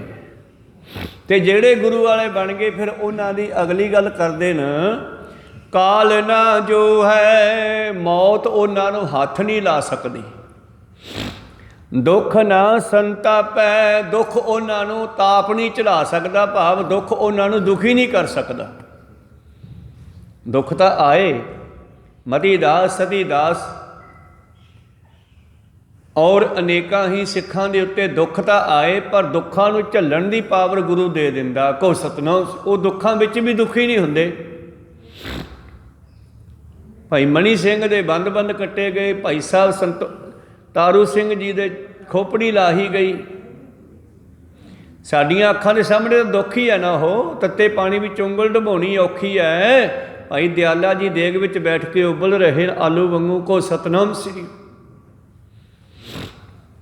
ਚਿਹਰਾ ਬਾਹਰ ਹੈ, ਗਲੇ ਤੱਕ ਪਾਣੀ ਦੀ ਗਾਗਰ ਭਰੀ ਹੋਈ ਹੈ, ਦੇਗਾ ਭਰਿਆ ਹੋਇਆ, ਉਹਦੇ ਵਿੱਚ ਉਹ ਬਿਠਾਇਆ ਦੁਸ਼ਟ ਨੇ। ਔਰ ਪਰਮੇਸ਼ਰ ਦੇ ਭਾਣੇ ਨੂੰ ਮੰਨ ਕੇ ਉਸ ਦੇਗੇ ਦੇ ਵਿੱਚ ਬੈਠੇ ਨੇ ਔਰ ਜਪਜੀ ਸਾਹਿਬ ਦਾ ਪਾਠ ਕਰ ਰਹੇ ਆ। ਤਾਂ ਦੁੱਖ ਤਾਂ ਆਉਂਦੇ ਨੇ, ਪਰ ਆਪਣੇ ਗੁਰਸਿੱਖ ਨੂੰ, ਆਪਣੇ ਪਿਆਰਿਆਂ ਨੂੰ ਦੁੱਖਾਂ ਨੂੰ ਝੱਲਣ ਦੀ ਪਾਵਰ ਦੇ ਦਿੰਦਾ ਪਰਮੇਸ਼ਰ। ਐਂਟੀਡੋਜ਼, ਦੁੱਖਾਂ ਦੇ ਐਂਟੀ ਜੋ ਪਾਵਰ ਹੈ ਉਹ ਗੁਰੂ ਕੋਲੋਂ ਮਿਲਦੀ ਹੈ। ਤਾਂ ਫਿਰ ਮੌਤ ਵੀ ਉਹਨਾਂ ਨੂੰ ਮਾਰ ਨਹੀਂ ਸਕਦੀ, ਭਾਵ ਉਹ ਮੌਤ ਤੋਂ ਡਰਦੇ ਨਹੀਂ, ਵਾਰ-ਵਾਰ ਜੰਮਣ ਦੇ ਚੱਕਰ ਵਿੱਚ ਨਹੀਂ ਜਾਂਦੇ। ਭਾਈ ਮਣੀ ਸਿੰਘ ਦੇ ਜਦ ਬੰਦ ਕੱਟਣ ਦਾ ਹੁਕਮ ਦਿੱਤਾ ਦੁਸ਼ਟ ਸੂਬੇ ਨੇ, ਤੇ ਜਲਾਦ ਉਹਨਾਂ ਨੂੰ ਗੁਰੂ ਪਿਆਰਿਓ ਤਸੀਹੇ ਦੇਣ ਵਾਸਤੇ ਲੱਕੜ ਦਾ ਗੁਟਕਾ ਰੱਖ ਕੇ ਤੇ ਟੋਕਾ ਲੈ ਕੇ ਬੰਦ ਕੱਟਣ ਲੱਗਿਆ। ਤੇ ਬੰਦ ਕੱਟਦੇ ਹੋਏ ਉਸਨੇ ਹੱਥ ਫੜਿਆ, ਮੁਰਚਾ ਫੜਿਆ, ਲੱਕੜ ਤੇ ਰੱਖਿਆ ਤੇ ਟੋਕਾ ਜਿਹੜਾ ਹੈ ਚਲਾ ਕਰਕੇ ਉਹ ਗੁੱਟ ਤੇ ਮਾਰਨ ਲੱਗਿਆ। ਭਾਈ ਮਨੀ ਸਿੰਘ ਨੂੰ ਪਤਾ ਲੱਗ ਗਿਆ ਵੀ ਇਹ ਗੁੱਟ ਵੱਢੂਗਾ। ਤੇ ਭਾਈ ਮਨੀ ਸਿੰਘ ਕਹਿੰਦੇ ਕੀ ਕਰਦਾ ਤੂੰ? ਕਿਉਂ? ਕਹਿੰਦੇ ਡਰ ਗਿਆ ਮੈਂ ਤੇ ਬੰਦ ਕੱਟਦਾ। ਕਹਿੰਦੇ ਬੰਦ ਫਿਰ 9 ਤੋਂ ਸ਼ੁਰੂ ਹੁੰਦੇ ਐ, ਤੂੰ ਆਹ 12 ਤੇ 3 15 ਆ 15 ਬੰਦ ਛੱਡੀ ਜਾਣਾ, ਇਹਨਾਂ ਨੂੰ ਕਟਾਉਣ ਵਾਸਤੇ ਫਿਰ ਆਉਣਾ ਪਊਗਾ ਮੈਨੂੰ। ਤੂੰ ਇੱਥੋਂ ਸ਼ੁਰੂ ਕਰ, ਜਿੱਥੇ ਉਂਗਲ ਦਾ ਪਹਿਲਾ ਜੋੜ ਹੈ, ਦੂਜਾ ਜੋੜ ਹੈ, ਤੀਜਾ ਜੋੜ ਹੈ, ਇੱਥੋਂ ਸ਼ੁਰੂ ਕਰਨਾ। ਨਹੀਂ ਤਾਂ ਮਰਨ ਵਾਲਾ ਕਹਿੰਦਾ ਯਾਰ ਕੰਮ ਨਵੇੜੋ, ਗੋਲੀ ਮਾਰੋ, ਮੇਰੇ ਫਾਂਸੀ ਦੇ ਦਿਓ, ਮੈਨੂੰ ਲਮਕਾ ਦਿਓ, ਮਾਰ ਦਿਓ, ਮੇਰਾ ਗਲਾ ਘੁੱਟ ਦਿਓ, ਮੈਨੂੰ ਤੜਫਾਓ ਨਾ। ਪਰ ਮਣੀ ਸਿੰਘ ਕਹਿੰਦਾ ਉਂਗਲਾਂ ਦੇ 9 ਕੋਲੋਂ ਸ਼ੁਰੂ ਕਰ, ਹੌਲੀ ਹੌਲੀ ਵੱਢ ਨਿੱਕਾ ਨਿੱਕਾ ਕਰਕੇ, ਨਹੀਂ ਤਾਂ ਮੈਨੂੰ ਫਿਰ ਵੀ ਆਉਣਾ ਪਊਗਾ। ਕਹੋ ਸਤਨਾਮ ਸ੍ਰੀ। ਮਤਲਬ ਕੀ ਉਹਨਾਂ ਨੂੰ ਦੁੱਖ ਲੱਗਦਾ ਨਹੀਂ? ਦੁੱਖ ਤਾਂ ਦੇਊਗਾ ਉਹ ਦਰਦ, ਪਰ ਅੰਦਰ ਦੁੱਖ ਨੂੰ ਝੱਲਣ ਦੀ ਪਾਵਰ ਹੈ ਗੁਰੂ ਦੇ ਬਖਸ਼ੀ ਹੋਈ ਕੋਲੇ ਭਾਈ ਮਨੀ ਸਿੰਘ ਦੇ। ਭਾਈ ਤਾਰੂ ਸਿੰਘ ਦੇ ਕੇਸ ਕੱਟਣ ਨੂੰ ਤਿਆਰ ਹੈ ਤੇ ਤਾਰੂ ਸਿੰਘ ਅਰਦਾਸਾਂ ਕਰਦਾ, ਮਹਾਰਾਜ ਆਖਰੀ ਸਵਾਸ ਤੱਕ ਸਿੱਖੀ ਨਿਭ ਜੇ, ਮੈਂ ਕੇਸ ਨਹੀਂ ਕਟਾਉਣੇ ਚਾਹੁੰਦਾ, ਹੁਣ ਤੁਸੀਂ ਕੋਈ ਕਲਾ ਵਰਤਾਓ। ਤੇ ਦੁਸ਼ਮਣ ਨੇ, ਮੁਗਲ ਸਰਕਾਰ ਨੇ ਹੁਕਮ ਦਿੱਤਾ ਇਹਦੇ ਕੇਸ ਕੱਟ ਦਿਓ, ਜਿਹੜਾ ਕਹਿੰਦਾ ਸਾਡੀ ਸਿੱਖੀ ਕੇਸਾਂ ਸਵਾਸਾਂ ਸੰਗ ਨਿਭ ਜੇ, ਇਹਦੇ ਪਹਿਲਾਂ ਕੇਸ ਕੱਟੋ। ਤਾਂ ਉੱਥੇ ਕਲਾ ਜਿਹੜੀ ਵਰਤੀ ਆ ਉਹ ਤਾਂ ਗੁਪਤ ਰਹਿ ਗਈ। ਭਾਈ ਤਾਰੂ ਸਿੰਘ ਨੂੰ ਪਤਾ ਤੇ ਜਾਂ ਜਲਾਦਾਂ ਨੇ ਜੋ ਵੇਖਿਆ ਉੱਥੇ, ਜਿਸ ਵੇਲੇ ਉਹ ਕੇਸ ਕੱਟਣ ਲੱਗੇ ਕੈਂਚੀ ਲੈ ਕੇ, ਉਹਨਾਂ ਨੂੰ ਐਸਾ ਭੌ ਪੈਦਾ ਹੋਇਆ, ਡਰ ਪੈਦਾ ਹੋਇਆ, ਤੇ ਭਾਈ ਸਾਹਿਬ ਦੇ ਕੇਸਾਂ ਨੂੰ ਕੈਂਚੀ ਨਹੀਂ ਲਾ ਸਕੇ। ਐਸਾ ਡਰ ਪੈਦਾ ਹੋਇਆ ਉਹਨਾਂ ਦੇ ਅੰਦਰ, ਉਹ ਕੇਸ ਨਹੀਂ ਕੱਟ ਸਕੇ ਕੈਂਚੀ ਨਾਲ। ਕਬੀਸ਼ਰਾਂ ਨੇ ਇਸ ਵਿਸ਼ੇ 'ਤੇ ਕਵਿਤਾ ਬਣਾ ਕੇ ਗਾ ਦਿੱਤੀ, ਕੇਸ ਲੋਹੇ ਦੀਆਂ ਤਾਰਾਂ ਬਣ ਗਏ, ਕੈਂਚੀ ਤੋਂ ਨਹੀਂ ਕੱਟੀ ਦੇ। ਭਾਵ ਕੱਟਣ ਵਾਲਿਆਂ ਨੂੰ ਐਸਾ ਪਰਮੇਸ਼ਰ ਨੇ ਕਲਾ ਵਰਤਾਈ ਹੈ ਕੋਈ, ਕਿ ਉਹ ਕੇਸਾਂ ਨੂੰ ਹੱਥ ਨਹੀਂ ਲਾ ਸਕੇ। ਕਹੋ ਸਤਨਾਮ ਸ੍ਰੀ। ਜਿਸ ਵੇਲੇ ਉਹਨਾਂ ਨੇ ਜਵਾਬ ਦੇ ਦਿੱਤਾ ਕੈਂਚੀ ਨਾਲ ਕੇਸ ਕੱਟਣ ਤੋਂ, ਵੀ ਇਹ ਸਾਥੋਂ ਨਹੀਂ ਕੱਟੇ ਜਾਂਦੇ, ਤਾਂ ਗੁੱਸੇ ਵਿੱਚ ਆਇਆ ਸੂਬੇਦਾਰ, ਕਹਿੰਦਾ ਐਦਾਂ ਕਰੋ ਇਹਦੀ ਖੋਪੜੀ ਲਾ ਦਿਓ ਫਿਰ। ਤੇ ਭਾਈ ਸਾਹਿਬ ਜੀ ਸ਼ੁਕਰੀਆ ਕਰਦੇ ਆ, ਵਾਹ ਮਹਾਰਾਜ ਕਲਾ ਵਰਤ ਗਈ। ਖੋਪੜੀ ਵੱਢੀ ਜਾਵੇ, ਧੌਣ ਵੱਢੀ ਜਾਵੇ, ਟੋਟੇ ਟੋਟੇ ਹੋ ਜਾਵੇ ਸਰੀਰ, ਕੋਈ ਪਰਵਾਹ ਨਹੀਂ, ਪਰ ਜਿੰਨਾ ਚਿਰ ਜਿਉਣਾ ਮੇਰਾ ਜੂੜਾ ਨਹੀਂ ਕੱਟਿਆ ਗਿਆ, ਕੇਸ ਨਹੀਂ ਕੱਟੇ ਗਏ। ਕਹੋ ਸਤਨਾਮ ਸ੍ਰੀ। ਮਤਲਬ ਉੱਥੇ ਜਿਹੜੀ ਕਲਾ ਵਰਤਾਈ ਆ ਉਹ ਜ਼ਿਆਦਾ ਭਾਈ ਤਾਰੂ ਸਿੰਘ ਨੂੰ ਪਤਾ ਕੀ ਵਰਤੀ ਆ, ਜਾਂ ਫਿਰ ਜਲਾਦਾਂ ਨੂੰ ਪਤਾ ਉਹਨਾਂ ਨੇ ਕੀ ਦੇਖਿਆ ਉੱਥੇ ਕੇਸ ਕੱਟਣ ਵੇਲੇ। ਭਾਵ ਉਹ ਕੇਸਾਂ ਨੂੰ ਕੈਂਚੀ ਨਹੀਂ ਲਾ ਸਕੇ ਭਾਈ ਸਾਹਿਬ ਨੇ, ਔਰ ਹੁਕਮ ਦਿੱਤਾ ਕਿ ਇਸ ਨੂੰ ਇੱਥੋਂ ਇਹਦੀ ਖੋਪੜੀ ਲਾ ਦਿਓ ਸਣੇ ਕੇਸ। ਕਹਿੰਦੇ ਇਹ ਠੀਕ ਆ, ਖੋਪੜੀ ਲਾ ਦਿਓ। ਖੋਪੜੀ ਲਾ ਦਿੱਤੀ ਗਈ, ਪਰ ਭਾਈ ਸਾਹਿਬ ਜੀ ਅਹਿਲ ਚੌਂਕੜਾ ਮਾਰ ਕੇ ਬੈਠੇ ਆ, ਔਰ ਬੈਠਿਆਂ ਨੂੰ ਦੇਖ ਕੇ ਸੂਬੇਦਾਰ ਜਲਾਦ ਹੱਸਦੇ ਐ। ਤੇ ਭਾਈ ਸਾਹਿਬ ਜੀ ਕਹਿੰਦੇ ਹੱਸਦੇ ਕੀ ਹੋ? ਉਹ ਦੁਸ਼ਟਾ ਤੈਨੂੰ ਜੁੱਤੀ ਦੇ ਮੂਹਰੇ ਲਾ ਕੇ ਲਿਜਾਊਂਗਾ, ਜਿਹਨੇ ਮੇਰੀ ਖੋਪੜੀ ਲਵਾਈ ਆ ਉਹਨੂੰ ਮੈਂ ਨਾਲ ਲੈ ਕੇ ਜਾਊਂ ਜੁੱਤੀ ਮੂਹਰੇ ਲਾ ਕੇ। ਤੇ ਪਰਮੇਸ਼ਰ ਨੇ ਭਾਈ ਸਾਹਿਬ ਜੀ ਦਾ ਬਚਨ ਪੂਰਾ ਕੀਤਾ, ਪ੍ਰਭ ਜੀ ਬਸੈ ਸਾਧ ਕੀ ਰਸਨਾ, ਨਾਨਕ ਜਨ ਕਾ ਦਾਸਨ ਦਸਨਾ। ਕੀ ਕਲਾ ਵਰਤੀ ਅੱਗੇ? ਉਹ ਜਿਹੜਾ ਦੁਸ਼ਟ ਮੌਕੇ ਦਾ ਸੂਬੇਦਾਰ ਹੈ ਉਸ ਨੂੰ ਪਿਸ਼ਾਬ ਦਾ ਬੰਨ ਪੈ ਗਿਆ। ਕਹੋ ਸਤਨਾਮ ਸ੍ਰੀ। ਪੇਟ ਫੁੱਲਣ ਲੱਗਿਆ, ਭਰ ਗਿਆ ਪਾਣੀ ਪੇਟ ਦੇ ਵਿੱਚ। ਬੜੇ ਵੈਦਾਂ ਨੇ ਦਵਾਈਆਂ ਦਿੱਤੀਆਂ, ਉਹ ਬੰਨ ਨਾ ਖੁੱਲ੍ਹਿਆ। ਜਦ ਬੰਨ ਨਾ ਖੁੱਲ੍ਹਿਆ ਤੇ ਕੋਈ ਸਿਆਣੇ ਬੰਦੇ ਕਹਿੰਦੇ ਉਹ ਭਲਿਆ ਮਾਨਸਾ ਤੂੰ ਬਿਨਾਂ ਕਾਰਨ ਤੋਂ ਲੋਕਾਂ ਦੇ ਮਗਰ ਲੱਗ ਕੇ ਗੁਰੂ ਕੇ ਸਿੱਖ ਨੂੰ, ਰੱਬ ਦੇ ਪਿਆਰ ਨੂੰ ਦੁੱਖ ਦਿੱਤਾ ਹੈ। ਇਹ ਜਿੰਨਾ ਚਿਰ ਉਹ ਤੋਂ ਮਾਫੀ ਨਹੀਂ ਮੰਗਦਾ ਉਹਨਾਂ ਚਿਰ ਨਹੀਂ ਹਟਦਾ ਹੋਣਾ। ਇਹਨੂੰ ਕਹਿੰਦੇ ਕਰਮ ਰੋਗ। ਇਹ ਕਰਮ ਰੋਗ ਬਣ ਗਿਆ, ਤੇਰੇ ਕਰਮ ਦਾ ਫਲ ਤੈਨੂੰ ਮਿਲ ਰਿਹਾ ਹੁਣ, ਕਿਉਂਕਿ ਤੂੰ ਕੁਝ ਹਿੰਦੂਆਂ ਦੇ ਕੁਝ ਮੁਗਲਾਂ ਦੇ ਆਖੇ ਲੱਗ ਕੇ ਭਾਈ ਸਾਹਿਬ ਜੀ ਲੰਗਰ ਛਕਾਉਂਦੇ ਆ, ਸਿੱਖਾਂ ਨੂੰ ਵੀ ਛਕਾਉਂਦੇ ਆ, ਸਿਪਾਹੀਆਂ ਨੂੰ ਵੀ ਛਕਾਉਂਦੇ ਆ, ਕਿਸਾਨਾਂ ਵਾਲੇ ਲੰਗਰ ਚਲਾਇਆ ਉੱਥੇ। ਉਹਦੇ ਵਿੱਚ ਉਹਨਾਂ ਨੂੰ ਉਠਾਉਣ ਵਾਲੇ ਸਿਪਾਹੀ ਵੀ ਬੈਠ ਕੇ ਭੋਜਨ ਛਕਦੇ ਆ, ਪਰ ਸਿੱਖਾਂ ਨੇ ਕਦੇ ਨਹੀਂ ਕਿਹਾ ਵੀ ਤੂੰ ਖੜਾ ਹੋ, ਤੂੰ ਸਾਡੇ ਐਂਟੀ ਆ। ਕਹੋ ਸਤਨਾਮ। ਨਹੀਂ, ਲੰਗਰ ਛਕਾਉਣ ਵੇਲੇ ਸਿੱਖ ਕਦੇ ਨਹੀਂ ਕਿਸੇ ਨੂੰ ਕਹਿੰਦਾ ਵੀ ਤੂੰ ਖੜਾ ਹੋ, ਭਾਵੇਂ ਦੁਸ਼ਮਣ ਕੀ ਦੁਸ਼ਮਣ ਦਾ ਪਿਓ ਆ ਕੇ ਵਿੱਚ ਬਹਿ ਜੇ। ਕਹੋ ਸਤਨਾਮ ਸ੍ਰੀ। ਸੂਬੇਦਾਰ ਨੂੰ ਕਹਿਣ ਲੱਗੇ ਜਾ ਕੇ ਉਸ ਤੋਂ ਮਾਫੀ ਮੰਗ ਲਾ ਭਾਈ ਤਾਰੂ ਤੋਂ, ਜਦੋਂ ਸਾਰਾ ਇੰਤਜ਼ਾਮ ਕਰ ਲਿਆ, ਪੇਟ ਫਟਣ 'ਤੇ ਹੋ ਗਿਆ, ਪਾਣੀ ਬਾਹਰ ਨਿਕਲਦਾ ਨਹੀਂ, ਫਿਰ ਆਪਣੇ ਬੰਦਿਆਂ ਨੂੰ ਭੇਜਦਾ, ਜਾਓ ਤਾਰੂ ਸਿੰਘ ਨੂੰ ਕਹੋ ਕਿ ਮੈਨੂੰ ਮਾफ़ ਕਰ ਦੇਵੇ, ਮੈਥੋਂ ਗਲਤੀ ਹੋ ਗਈ। ਤੇ ਜਿਸ ਵੇਲੇ ਉਹਦੇ ਬੰਦਿਆਂ ਨੇ ਆ ਕੇ ਬੇਨਤੀ ਕੀਤੀ ਵੀ ਰਾਜਾ ਮਾफ़ੀ ਮੰਗਦਾ ਹੈ, ਹੁਣ ਖੋਪੜੀ ਤਾਂ ਲੈ ਚੁੱਕੀ, ਉਹਨੂੰ ਖੋਪੜੀ ਜੁੜਨ ਥੋੜ੍ਹਾ ਹੀ ਲੱਗੀ ਆ, ਕੋਈ ਸਤਨਾਮ। ਤੇ ਭਾਈ ਸਾਹਿਬ ਜੀ ਕਹਿਣ ਲੱਗੇ ਮਾफ़ੀ ਮੰਗਦਾ ਕਾਹਦੀ? ਉਹ ਕਹਿੰਦਾ ਮੈਥੋਂ ਗਲਤੀ ਹੋ ਗਈ, ਮੈਂ ਤੁਹਾਨੂੰ ਦੁੱਖ ਦਿੱਤਾ। ਕਹਿੰਦਾ ਫਿਰ ਮਾफ़ੀ ਤਾਂ ਹੁਣ ਮੇਰੀ ਜੁੱਤੀ ਦੇਊਗੀ। ਕਹੋ ਸਤਨਾਮ, ਮੈਂ ਨਹੀਂ ਦੇ ਸਕਦਾ। ਆ ਜੁੱਤੀਆਂ ਮਾਰੋ ਉਹਦੇ ਚਾਰ। ਪ੍ਰਭ ਸਾਹਿਬ ਜੇ ਬੋਲੇ ਸਹਿ ਸੁਭਾਏ ਸਾਧਕਾ, ਬੋਲਿਆ ਬਿਰਥਾ ਨਾ ਜਾਏ। ਤਾਂ ਦੁਸ਼ਟ ਨੂੰ ਜੁੱਤੀ ਲਿਜਾ ਕਰਕੇ ਮਾਰਨੀ ਸ਼ੁਰੂ ਕੀਤੀ। ਜਦੋਂ ਰਾਜੇ ਦੇ ਇੱਕ ਜੁੱਤੀ ਮਾਰੀ ਸਰਵੇ ਸੂਬੇਦਾਰ ਦੇ, ਤਾਂ ਉਸ ਨੂੰ ਥੋੜ੍ਹਾ ਬਾਥਰੂਮ ਆਇਆ। ਉਹ ਕਹਿੰਦਾ ਹੋਰ ਮਾਰੋ, ਪਰ ਪੂਰਾ ਨਹੀਂ ਖੁੱਲ੍ਹਦਾ। ਜੁੱਤੀ ਮਾਰਦੇ ਆ, ਥੋੜ੍ਹਾ ਕਾਉਂਦਾ, ਫਿਰ ਬੰਦ ਹੋ ਜਾਂਦਾ। ਉਹ ਕਹਿੰਦਾ ਜੁੱਤੀਆਂ ਮਾਰੀ ਚੱਲੋ ਮੇਰੇ। ਤੇ ਜੁੱਤੀਆਂ ਮਾਰਦਿਆਂ ਮਾਰਦਿਆਂ ਤਾਲੂਆ ਫੁੱਟ ਗਿਆ। ਕਹੋ ਸਤਨਾਮ ਸਿੰਘ। ਜਦ ਤਾਲੂਆ ਫੁੱਟ ਗਿਆ ਉਸ ਦਾ ਵੀ, ਇਸ ਨੂੰ ਪੰਜਵੇਂ ਪਾਤਸ਼ਾਹ ਨੇ ਬੜਾ ਸੋਹਣਾ ਲਿਖਿਆ ਵੀ ਜਿਹੋ ਜਿਹਾ ਤੁਸੀਂ ਕਿਸੇ ਬਾਰੇ ਸੋਚੋਗੇ, ਤੁਹਾਡੇ ਬਾਰੇ ਉਵੇਂ ਹੀ ਹੋਊਗਾ ਤੁਹਾਡੇ ਨਾਲ। ਪਰ ਕਾ ਬੁਰਾ ਨਾ ਰਾਖੋ ਚੀਤ, ਤੁਮਕੋ ਦੁੱਖ ਨਹੀਂ ਭਾਈ ਮੀਤ। ਭਾਈ ਸਾਹਿਬ ਤਾਂ ਆਪਣੀ ਸਿੱਖੀ ਨਿਭਾ ਗਿਆ ਕੇਸਾਂ ਸੁਵਾਸਾਂ ਨਾਲ, ਪਰ ਉਸ ਦੁਸ਼ਟ ਦਾ ਸਿਰ ਵੀ ਫੁੱਟ ਗਿਆ, ਤਾਲੂਆ ਟੁੱਟ ਗਿਆ। 10ਵੇਂ ਦੁਆਰ ਦੇ ਕੋਲੇ ਤਾਲੂਆ ਹੁੰਦਾ ਉੱਪਰ ਸਾਡੇ, ਉਹ ਫੁੱਟ ਗਿਆ। ਉੱਥੋਂ ਖੂਨ ਨਿਕਲਣ ਲੱਗਿਆ, ਉੱਥੋਂ ਦੀ ਉਹਦਾ ਸਵਾਸ ਵੀ ਨਿਕਲ ਗਿਆ, ਮਰ ਗਿਆ ਉਹ ਦੁਸ਼ਟ। ਪਹਿਲਾਂ 22 ਦਿਨ ਭਾਈ ਸਾਹਿਬ ਜੀ ਬੈਠੇ ਰਹੇ ਚੌਕੜਾ ਮਾਰ ਕੇ ਉਸੇ ਥਾਂ 'ਤੇ। 22 ਦਿਨ ਬਿਨਾਂ ਖੋਪੜੀ ਤੋਂ ਬੈਠੇ ਨਾਮ ਜਪਦੇ ਰਹੇ। ਔਰ ਜਿੰਨਾ ਚਿਰ ਉਹ ਦੁਸ਼ਮਣ ਦੀ ਜਾਨ ਨਹੀਂ ਨਿਕਲੀ ਦੁਸ਼ਟ ਦੀ, ਉਹਨਾਂ ਚਿਰ ਉਹਨਾਂ ਦਾ ਵੀ ਸਰੀਰ ਨਹੀਂ ਛੁੱਟਿਆ। ਤੇ ਜਿਸ ਵੇਲੇ ਖਬਰ ਦਿੱਤੀ ਉਹਨਾਂ ਦੇ ਸਾਥੀਆਂ ਨੇ ਕਿ ਉਹ ਸੂਬੇਦਾਰ ਅੱਜ ਮਰ ਗਿਆ, ਉਹਦਾ ਸਿਰ ਫੁੱਟ ਗਿਆ ਜੁੱਤੀਆਂ ਖਾ ਖਾ ਕੇ, ਕਹਿੰਦੇ ਚਲੋ ਫਿਰ ਅਸੀਂ ਵੀ ਚੱਲਦੇ ਹਾਂ। ਕਹੋ ਸਤਨਾਮ ਸੀ। ਫਿਰ ਤਾਰੂ ਸਿੰਘ ਨੇ ਸਰੀਰ ਛੱਡਿਆ। ਕਾਲ ਨਾ ਜੋ ਹੈ ਦੁੱਖ ਨਾ ਸੰਤਾਪੇ, ਇਹ ਨਾਮ ਦੇ ਵਿੱਚ ਪਾਵਰ ਹੈ। ਗੁਰਮੁਖ ਮਿਲੈ ਮਿਲਾਏ ਆਪੇ, ਪਰਮੇਸ਼ਰ ਨੂੰ ਮਿਲਣਾ ਹੈ, ਮਿਲਾਉਂਦਾ ਗੁਰੂ ਹੈ। ਪਰ ਕਿਹਨੂੰ ਮਿਲਾਉਂਦਾ? ਜਿਹੜਾ ਗੁਰੂ ਦੀ ਗੱਲ ਮੰਨੂਗਾ, ਜੋ ਗੁਰਮੁਖ ਬਣੇਗਾ। ਗੁਰਮੁਖ ਤਿੰਨਾਂ ਥਾਵਾਂ 'ਤੇ ਵਰਤਿਆ ਜਾ ਰਿਹਾ। ਤਾਂ ਸਿੱਖ ਵੀ ਗੁਰਮੁਖ ਹੈ, ਪਰਮੇਸ਼ਰ ਵੀ ਗੁਰਮੁਖ ਹੈ, ਤੇ ਗੁਰੂ ਵੀ ਗੁਰਮੁਖ ਹੈ। ਕਾਲ ਨਾ ਜੋ ਹੈ ਦੁੱਖ ਨਾ ਸੰਤਾਪੇ, ਉਹਨਾਂ ਨੂੰ ਮੌਤ ਵੀ ਮਾਰ ਨਹੀਂ ਸਕਦੀ ਉਹਨਾਂ ਦੀ ਮਰਜ਼ੀ ਤੋਂ ਬਗੈਰ। ਭਾਈ ਦੀਪ ਸਿੰਘ ਜੀ, ਬਾਬਾ ਦੀਪ ਸਿੰਘ ਜੀ ਦਾ ਇਤਿਹਾਸ ਆਪ ਜੀ ਜਾਣਦੇ ਹੋ। ਤਾਂ ਉਹਨਾਂ ਨੂੰ ਮੌਤ ਮਾਰ ਨਹੀਂ ਸਕੀ। ਹੁਣ ਐਸੀ ਅੱਜ ਤੱਕ ਕੋਈ ਕਲਾ ਨਹੀਂ ਵਰਤੀ ਵੀ ਧੌਣ ਸਾਰੀ ਵੱਢੀ ਜਾਵੇ, ਨਾੜੀਆਂ ਉੱਤਰ ਜਾਣ, ਪਾਸੇ ਹੋ ਜਾਣ, ਤੇ ਫਿਰ ਤਾਂ ਸਵਾਸ ਨਿਕਲ ਹੀ ਜਾਂਦਾ ਨਾ। ਪਰ ਬਾਬਾ ਦੀਪ ਸਿੰਘ ਜੀ ਨੇ ਜਿਹੜਾ ਅਰਦਾਸਾ ਕੀਤਾ ਹੈ ਕਿ ਮੈਂ ਆਪਣਾ ਸੀਸ ਗੁਰੂ ਰਾਮਦਾਸ ਜੀ ਦੇ ਚਰਨਾਂ ਵਿੱਚ ਜਾ ਕੇ ਲਾਉਣਾ ਹੈ, ਉਦੋਂ ਪਹਿਲਾਂ ਮੈਂ ਮਰਦਾ ਨਹੀਂ ਜਿੰਨਾ ਚਿਰ ਦੁਸ਼ਮਣ ਨੂੰ ਭਜਾ ਨਹੀਂ ਦਿੰਦਾ। ਕਹੋ ਸਤਨਾਮ। ਤਾਂ ਮੌਤ ਨੂੰ ਵੀ ਗੱਲ ਮੰਨਣੀ ਪੈਂਦੀ ਹੈ ਰੱਬ ਦੇ ਪਿਆਰਿਆਂ ਦੀ, ਕਾਲ ਨੂੰ ਵੀ ਮੰਨਣੀ ਪੈਂਦੀ ਹੈ। ਤੇ ਵਾਕਿਆ ਹੀ ਜਿਸ ਵੇਲੇ ਭਾਈ ਬਾਬਾ ਦੀਪ ਸਿੰਘ ਜੀ ਦਾ ਸੀਸ ਕੱਟਿਆ ਗਿਆ ਸਾਂਝੇ ਵਾਰ ਵਿੱਚ, ਜਿਹੜਾ ਦੁਸ਼ਮਣ ਸੀ, ਦੁਸ਼ਮਣ ਦਾ ਜਰਨੈਲ ਸੀ, ਉਹ ਵੀ ਮਾਰਿਆ ਗਿਆ। ਜਮਾਲ ਖਾਂ ਤਾਂ ਮਰ ਕੇ ਡਿੱਗ ਪਿਆ, ਵੱਢਿਆ ਗਿਆ ਉਹ ਵੀ। ਬਾਬਾ ਦੀਪ ਸਿੰਘ ਜੀ ਦਾ ਸਰੀਰ ਵੀ ਡਿੱਗ ਪਿਆ ਇੱਕ ਵਾਰੀ। ਸਿੰਘ ਕਹਿਣ ਲੱਗੇ ਬਾਬਾ ਤੂੰ ਤਾਂ ਅਰਦਾਸਾ ਕੀਤਾ ਸੀ ਮੈਂ ਸੀਸ ਗੁਰੂ ਰਾਮਦਾਸ ਚਰਨਾਂ 'ਚ ਲਾਉਣਾ।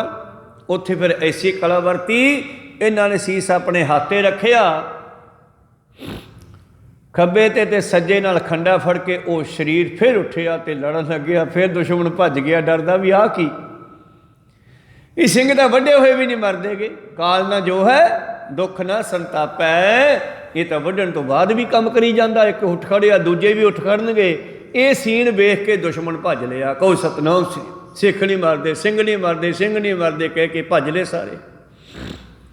ਭੱਜਦੇ ਹੋਏ ਜਾ ਕੇ ਜਿਹੜੇ ਲੋਕ ਉਹਨਾਂ ਦੇ ਬੈਠੇ ਨੇ ਹਰਿਮੰਦਰ ਸਾਹਿਬ ਦੀ ਪਰਿਕਰਮਾ 'ਚ, ਉਹਨਾਂ ਨੂੰ ਕਹਿੰਦੇ ਉਹ ਸਿੰਘ ਨਹੀਂ ਮਰਦੇ, ਮਰੇ ਹੋਏ ਲੜੀ ਜਾਂਦੇ ਆ। ਉਹ ਤਾਂ ਉਹ ਵੀ ਡਰਦੇ ਭੱਜ ਗਏ। ਉਹ ਸਤਨਾਮ ਆ ਰਹੇ ਆ ਇੱਧਰ ਨੂੰ।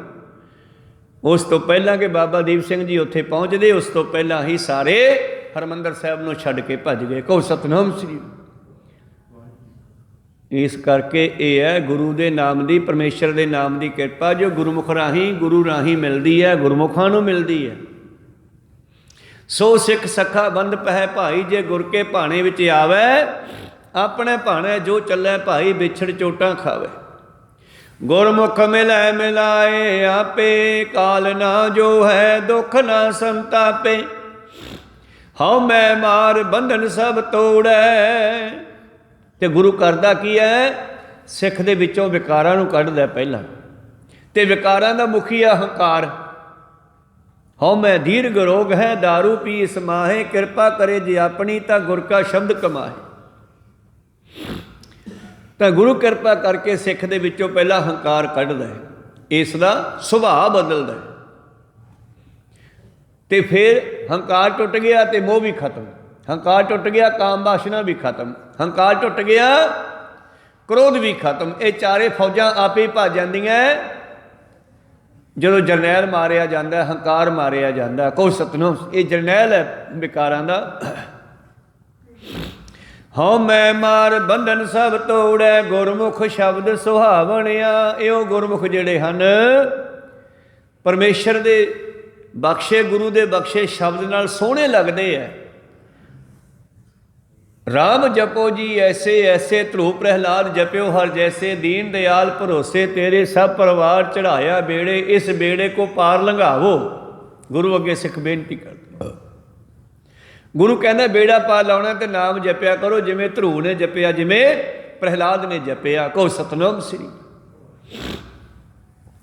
हौ वारी जी ओ वारी, हर हर नाम सुहावनिया। मैं बलिहारे जावां उन्हां गुरमुखां तो, गुरसिखां तो, उन्हां प्रभु दे प्यारियां तो, भगतां तो। बारी जावां, बलिहारे जावां, ਜਿਹੜੇ ਹਰੀ ਦੇ ਨਾਮ ਨਾਲ ਜਪਦੇ ਜੁੜਦੇ ਹਨ ਤੇ ਸਾਰਿਆਂ ਨੂੰ ਸੋਹਣੇ ਲੱਗਦੇ ਆ। ਸੋ ਸਿੱਖ ਸਖਾ ਬੰਧ ਪਹਿ ਭਾਈ, ਜੇ ਗੁਰ ਕੇ ਭਾਣੇ ਵਿੱਚ ਆਵੇ, ਆਪਣੇ ਭਾਣੇ ਜੋ ਚੱਲੇ ਭਾਈ, ਵਿਛੜ ਚੋਟਾਂ ਖਾਵੇ। ਗੁਰਮੁਖ ਗਾਵੇ ਗੁਰਮੁਖ ਨਾਚੈ। ਹੁਣ ਇੱਥੇ ਸਾਡੇ ਮਨ ਨੂੰ ਕਿਹਾ ਕਿ ਸਾਡਾ ਮਨ ਜਦੋਂ ਗੁਰਮੁਖ ਬਣ ਗਿਆ, ਜਦੋਂ ਸਾਡਾ ਮਨ ਜਿਹੜਾ ਗੁਰੂ ਨਾਲ ਜੁੜ ਗਿਆ, ਜਦੋਂ ਸਾਡੀ ਸੁਰਤ ਵਿੱਚ ਗੁਰੂ ਦਾ ਸ਼ਬਦ ਵਸ ਗਿਆ, ਤੇ ਜਦੋਂ ਫਿਰ ਗੁਰਮੁਖ ਗਾਉਂਦਾ ਨਾ ਤੇ ਅੰਦਰੋਂ ਮਨ ਨੱਚਦਾ। ਤੇ ਨੱਚਣਾ ਉਸ ਤਰ੍ਹਾਂ ਨਹੀਂ ਜਿਵੇਂ ਲੋਕ ਉੱਠ ਕੇ ਪੈਰਾਂ ਨਾਲ ਨੱਚਦੇ ਆ, ਪੈਰਾਂ ਨਾਲ ਨਹੀਂ ਨੱਚਦਾ, ਅੰਦਰੋਂ ਚਾਅ ਚੜ੍ਹਦਾ, ਮਨ ਚਾਉ ਭਇਆ। ਪ੍ਰਭ ਆਵਤ ਸੁਣਿਆ। ਪਿਛਲੇ ਦਿਨੀ ਬਾਬੇ ਨਾਨਕ ਜੀ ਦਾ ਆਪਾਂ ਅਵਤਾਰ ਦਿਹਾੜਾ ਮਨਾਇਆ, ਸੰਗਤਾਂ ਨੂੰ ਕਿੰਨਾ ਚਾਅ ਸੀ। ਕੋ ਸਤਨਾਮ ਸੀ। ਮਨ ਚਾਉ ਭਇਆ, ਪ੍ਰਭ ਆਵਤ ਸੁਣਿਆ। ਜਦੋਂ ਗੁਰੂ ਦੇ ਆਉਣ ਦਾ ਪਤਾ ਲੱਗਿਆ, ਸਿੱਖ ਦੇ ਅੰਦਰ ਚਾਅ ਚੜ੍ਹ ਗਿਆ। ਇਵੇਂ ਜਿਵੇਂ ਗੁਰਬਾਣੀ ਗਾਉਂਦੇ ਆ ਵੀ ਮਨ ਅੰਦਰੋਂ ਨੱਚਦਾ। ਜਦੋਂ ਮਨ ਨੂੰ ਸਮਝ ਆਉਣ ਲੱਗ ਪਈ, ਗੁਰੂ ਦੀ ਕਿਰਪਾ ਹੋ ਗਈ ਜਦੋਂ, ਕਿ ਸਾਡੀ ਬਾਣੀ ਗੁਰੂ ਦੀ ਕਹਿੰਦੀ ਕੀ ਆ। ਸਿੱਖੋ ਸ਼ਬਦ ਪਿਆਰਿਓ, ਜਨਮ ਮਰਨ ਕੀ ਟੇਕ, ਮੁਖ ਉਜਲ ਸਦਾ ਸੁਖੀ, ਨਾਨਕ ਸਿਮਰਤ ਏਕ। ਇਹ ਸ਼ਬਦ ਜਿਹੜਾ ਹੈ ਗੁਰੂ ਦਾ ਬਖਸ਼ਿਆ ਹੋਇਆ ਮੰਤਰ, ਵਾਹਿਗੁਰੂ ਗੁਰਮੰਤਰ ਜੋ ਹੈ, ਵਾਹਿਗੁਰੂ ਗੁਰਮੰਤਰ ਹੈ। ਜਪ ਹਉ ਮੈਂ ਖੋਈ, ਇਸ ਨੇ ਹੰਕਾਰ ਦੂਰ ਕਰਤਾ ਸਾਡਾ, ਔਰ ਪਰਮੇਸ਼ਰ ਦੇ ਨਾਮ ਨਾਲ ਜੋੜਤਾ। ਫਿਰ ਨਾਮ ਗਾਉਂਦੇ ਹੋਏ ਸਿੱਖ ਨੂੰ ਚਾਅ ਚੜ੍ਹਦਾ, ਅੰਮ੍ਰਿਤ ਵੇਲੇ ਉੱਠਣ ਦਾ ਚਾਅ ਚੜ੍ਹਦਾ। ਉਹ ਉਡੀਕਦਾ ਰਹਿੰਦਾ ਸਮਾਂ ਕਿ ਕਦੋਂ ਸਮਾਂ ਹੋਵੇ ਮੈਂ ਉੱਠ ਕੇ ਫਿਰ ਬਾਣੀ ਨਾਲ ਜੁੜਾਂ। ਕੋ ਸਤਨਾਮ ਸ੍ਰੀ। ਗੁਰਮੁਖ ਗਾਵੇ ਗੁਰਮੁਖ ਨਾਚੈ, ਹਰ ਸੇਤੀ ਚਿੱਤ ਲਾਵਣਿਆ। ਜਿਹੜੇ ਹਰੀ ਦੇ ਨਾਲ ਚਿੱਤ ਲਾਉਂਦੇ ਆ, ਉਹ ਅੰਮ੍ਰਿਤ ਵੇਲੇ ਉੱਠ ਕੇ ਫੇਰ ਖੁਸ਼ ਹੁੰਦੇ ਆ, ਚਾਅ ਚੜ੍ਹਦਾ, ਬਾਣੀ ਨਾਲ ਜੁੜਦੇ ਆ। ਰਹਾਉ ਗੁਰਮੁਖ ਜੀਵੈ ਮਰੈ ਪਰਵਾਣ। ਗੁਰਮੁਖ ਜਿਹੜਾ ਹੈ ਉਹ ਜਦੋਂ ਜਿਉਂਦਾ ਹੈ ਉਦੋਂ ਵੀ ਸੋਹਣਾ ਲੱਗਦਾ, ਮਰਨ ਤੋਂ ਬਾਅਦ ਪਰਮੇਸ਼ਰ ਦੇ ਦਰ 'ਤੇ ਪ੍ਰਵਾਨ ਹੁੰਦਾ। ਕੋਈ ਸਤਨਾਮ ਉਹਦੇ ਵਿੱਚ ਮਿਲ ਜਾਂਦਾ। ਔਰ ਕਮਾਲ ਦੀ ਗੱਲ ਹੈ, ਆਪਾਂ ਇਤਿਹਾਸ ਸਾਰਾ ਦੇਖੋ, ਜਦੋਂ ਸਿੰਘਾਂ ਨੂੰ ਮੌਤ ਦੇ ਆਉਣ ਦਾ ਪਤਾ ਲੱਗਿਆ ਤੇ ਚਾਅ ਚੜ੍ਹ ਗਿਆ। ਦੁਨੀਆ ਮੌਤ ਤੋਂ ਡਰਦੀ ਆ, ਪਰ ਸਿੰਘਾਂ ਨੂੰ ਜਦੋਂ ਪਤਾ ਲੱਗਿਆ ਵੀ ਇੱਥੇ ਸਾਡੀ ਮੌਤ ਆਵੇਗੀ ਹੁਣ, ਤੇ ਉਹਨਾਂ ਨੂੰ ਚਾਅ ਚੜ੍ਹ ਗਿਆ। ਚਮਕੌਰ ਦਾ ਜੰਗ ਦੇਖ ਲਓ, ਪਤਾ ਹੀ ਹੈ ਨਾ ਵੀ ਬਾਹਰ ਲੱਖਾਂ ਦੀ ਗਿਣਤੀ ਵਿੱਚ ਦੁਸ਼ਮਣ ਬੈਠਾ ਹੈ ਤੇ ਬਚ ਕੇ ਨਹੀਂ ਆਉਂਦੇ ਉੱਥੋਂ। ਪਰ ਸ਼ਹੀਦੀਆਂ ਪਾਉਣ ਲਈ ਕਿੰਨੇ ਤਤਪਰ ਹੈ, ਕਿੰਨੇ ਕਾਹਲੇ ਹੈ। ਤੇ ਸਤਿਗੁਰਾਂ ਨੇ ਜਥੇ ਬਣਾ ਬਣਾ ਕੇ ਥੱਲੇ ਭੇਜੇ। ਪਹਿਲਾਂ 2 ਸਿੰਘ ਭੇਜੇ, ਫਿਰ 4 ਭੇਜੇ, ਫਿਰ 5 ਭੇਜੇ। इन्हां ਸਿੰਘਾਂ ਨੂੰ ਸ਼ਹੀਦ ਹੁੰਦਿਆਂ ਵੇਖ ਕੇ, ਗੁਰੂ ਦੀ ਖੁਸ਼ੀ ਵੇਖ ਕੇ ਸਾਹਿਬਜ਼ਾਦਾ ਅਜੀਤ ਸਿੰਘ ਜੀ ਕਹਿੰਦੇ ਪਿਤਾ ਮੈਂ ਵੀ ਜਾਵਾਂ। ਕੋਲੇ ਖੜੇ ਸਿੰਘ ਕਹਿਣ ਲੱਗੇ ਤੁਸੀਂ ਨਹੀਂ ਜਾਣਾ। ਗੁਰੂ ਗੋਬਿੰਦ ਸਿੰਘ ਜੀ ਕਹਿੰਦੇ ਇਹਨਾਂ ਨੇ ਕਿਉਂ ਨਹੀਂ ਜਾਣਾ ਬਈ, ਕਿ ਇਹਨਾਂ ਨੇ ਉਹ ਖੁਸ਼ੀ ਨਹੀਂ ਲੈਣੀ ਜਿਹੜੀ ਤੁਸੀਂ ਲੈ ਰਹੇ ਹੋ। ਕਹੋ ਸਤਨਾਮ, ਜਾਓ ਅਜੀਤ ਸਿੰਘ ਤੁਸੀਂ ਵੀ ਜਾਓ। ਤਾਂ ਸਾਹਿਬਜ਼ਾਦਾ ਅਜੀਤ ਸਿੰਘ ਤਿਆਰ ਹੋਏ ਤੇ ਨਾਲ ਇੱਕ 5 ਸਿੰਘਾਂ ਦਾ ਜਥਾ ਦਿੱਤਾ ਤੇ ਇਹ ਜਾ ਕੇ 6 ਸਿੰਘਾਂ ਨੇ ਦੁਸ਼ਮਣ ਦੀ ਫੌਜ ਵੀ ਤਰਥੱਲੀ ਮਚਾ ਦਿੱਤੀ ਆ। ਦੁਸ਼ਮਣ ਨੂੰ ਭਾਜਣਾ ਪਾ ਦਿੱਤੀਆਂ। ਦੁਸ਼ਮਣ ਹੈਰਾਨ ਹੋ ਗਿਆ ਇਹਨਾਂ 5 ਸਿੰਘਾਂ ਦੀ 6 ਸਿੰਘਾਂ ਦੀ ਲੜਾਈ ਦੇਖ ਕੇ। ਦੁਸ਼ਮਣ ਦੇ ਪੈਰ ਨਹੀਂ ਲੱਗ ਰਹੇ ਔਰ ਲੱਖਾਂ ਦੀ ਗਿਣਤੀ ਦੁਸ਼ਮਣ ਨੂੰ ਵੱਢਦੇ ਹੋਏ ਇਹ 6 ਸਿੰਘ ਸ਼ਹੀਦੀਆਂ ਪਾ ਗਏ। ਸਾਹਿਬਜ਼ਾਦਾ ਅਜੀਤ ਸਿੰਘ ਵੀ ਸ਼ਹੀਦ ਹੋ ਗਏ। ਸਾਹਿਬਜ਼ਾਦਾ ਜੀ ਦੀ ਸ਼ਹੀਦੀ ਵੇਖ ਕੇ ਜੁਝਾਰ ਸਿੰਘ ਕਹਿੰਦੇ ਬਾਪੂ ਮੈਂ ਵੀ ਜਾਣਾ। ਦੂਜੇ ਸਿੰਘ ਕਹਿੰਦੇ ਨਹੀਂ ਤੂੰ ਨਹੀਂ ਜਾਣਾਗਾ, ਖੜ ਜਾ ਤੂੰ। ਸਾਹਿਬਜ਼ਾਦਾ ਜੁਝਾਰ ਸਿੰਘ ਕਹਿੰਦੇ ਮੈਂ ਭਰਾ ਤੋਂ ਬਗੈਰ ਕਦੇ ਰਿਹਾ ਹੀ ਨਹੀਂਗਾ, ਜਿੱਧਰ ਭਰਾ ਗਿਆ ਮੈਂ ਵੀ ਉੱਧਰ ਜਾਊਂਗਾ। ਕਹੋ ਸਤਨਾਮ, ਪਿਤਾ ਜੀ ਮੈਨੂੰ ਵੀ ਭੇਜੋ। ਪਰ ਪਿਤਾ ਗੁਰੂ ਗੋਬਿੰਦ ਸਿੰਘ ਜੀ ਕਹਿੰਦੇ ਉਸ ਵੇਲੇ ਬੜੇ ਖੁਸ਼ ਹੋਏ, ਕਹਿੰਦੇ ਵਾਹ ਪੁੱਤਰਾ, ਜੇ ਮੈਂ ਤੈਨੂੰ ਕਹਿੰਦਾ ਜੁਝਾਰ ਸਿੰਘ ਤੂੰ ਵੀ ਜਾ ਤਾਂ ਗੱਲ ਕੁਝ ਹੋਰ ਸੀ। ਅੱਜ ਤੂੰ ਮੁੱਖ ਚੋਂ ਕਿਹਾ ਕਿ ਮੈਂ ਵੀ ਜਾਣਾ।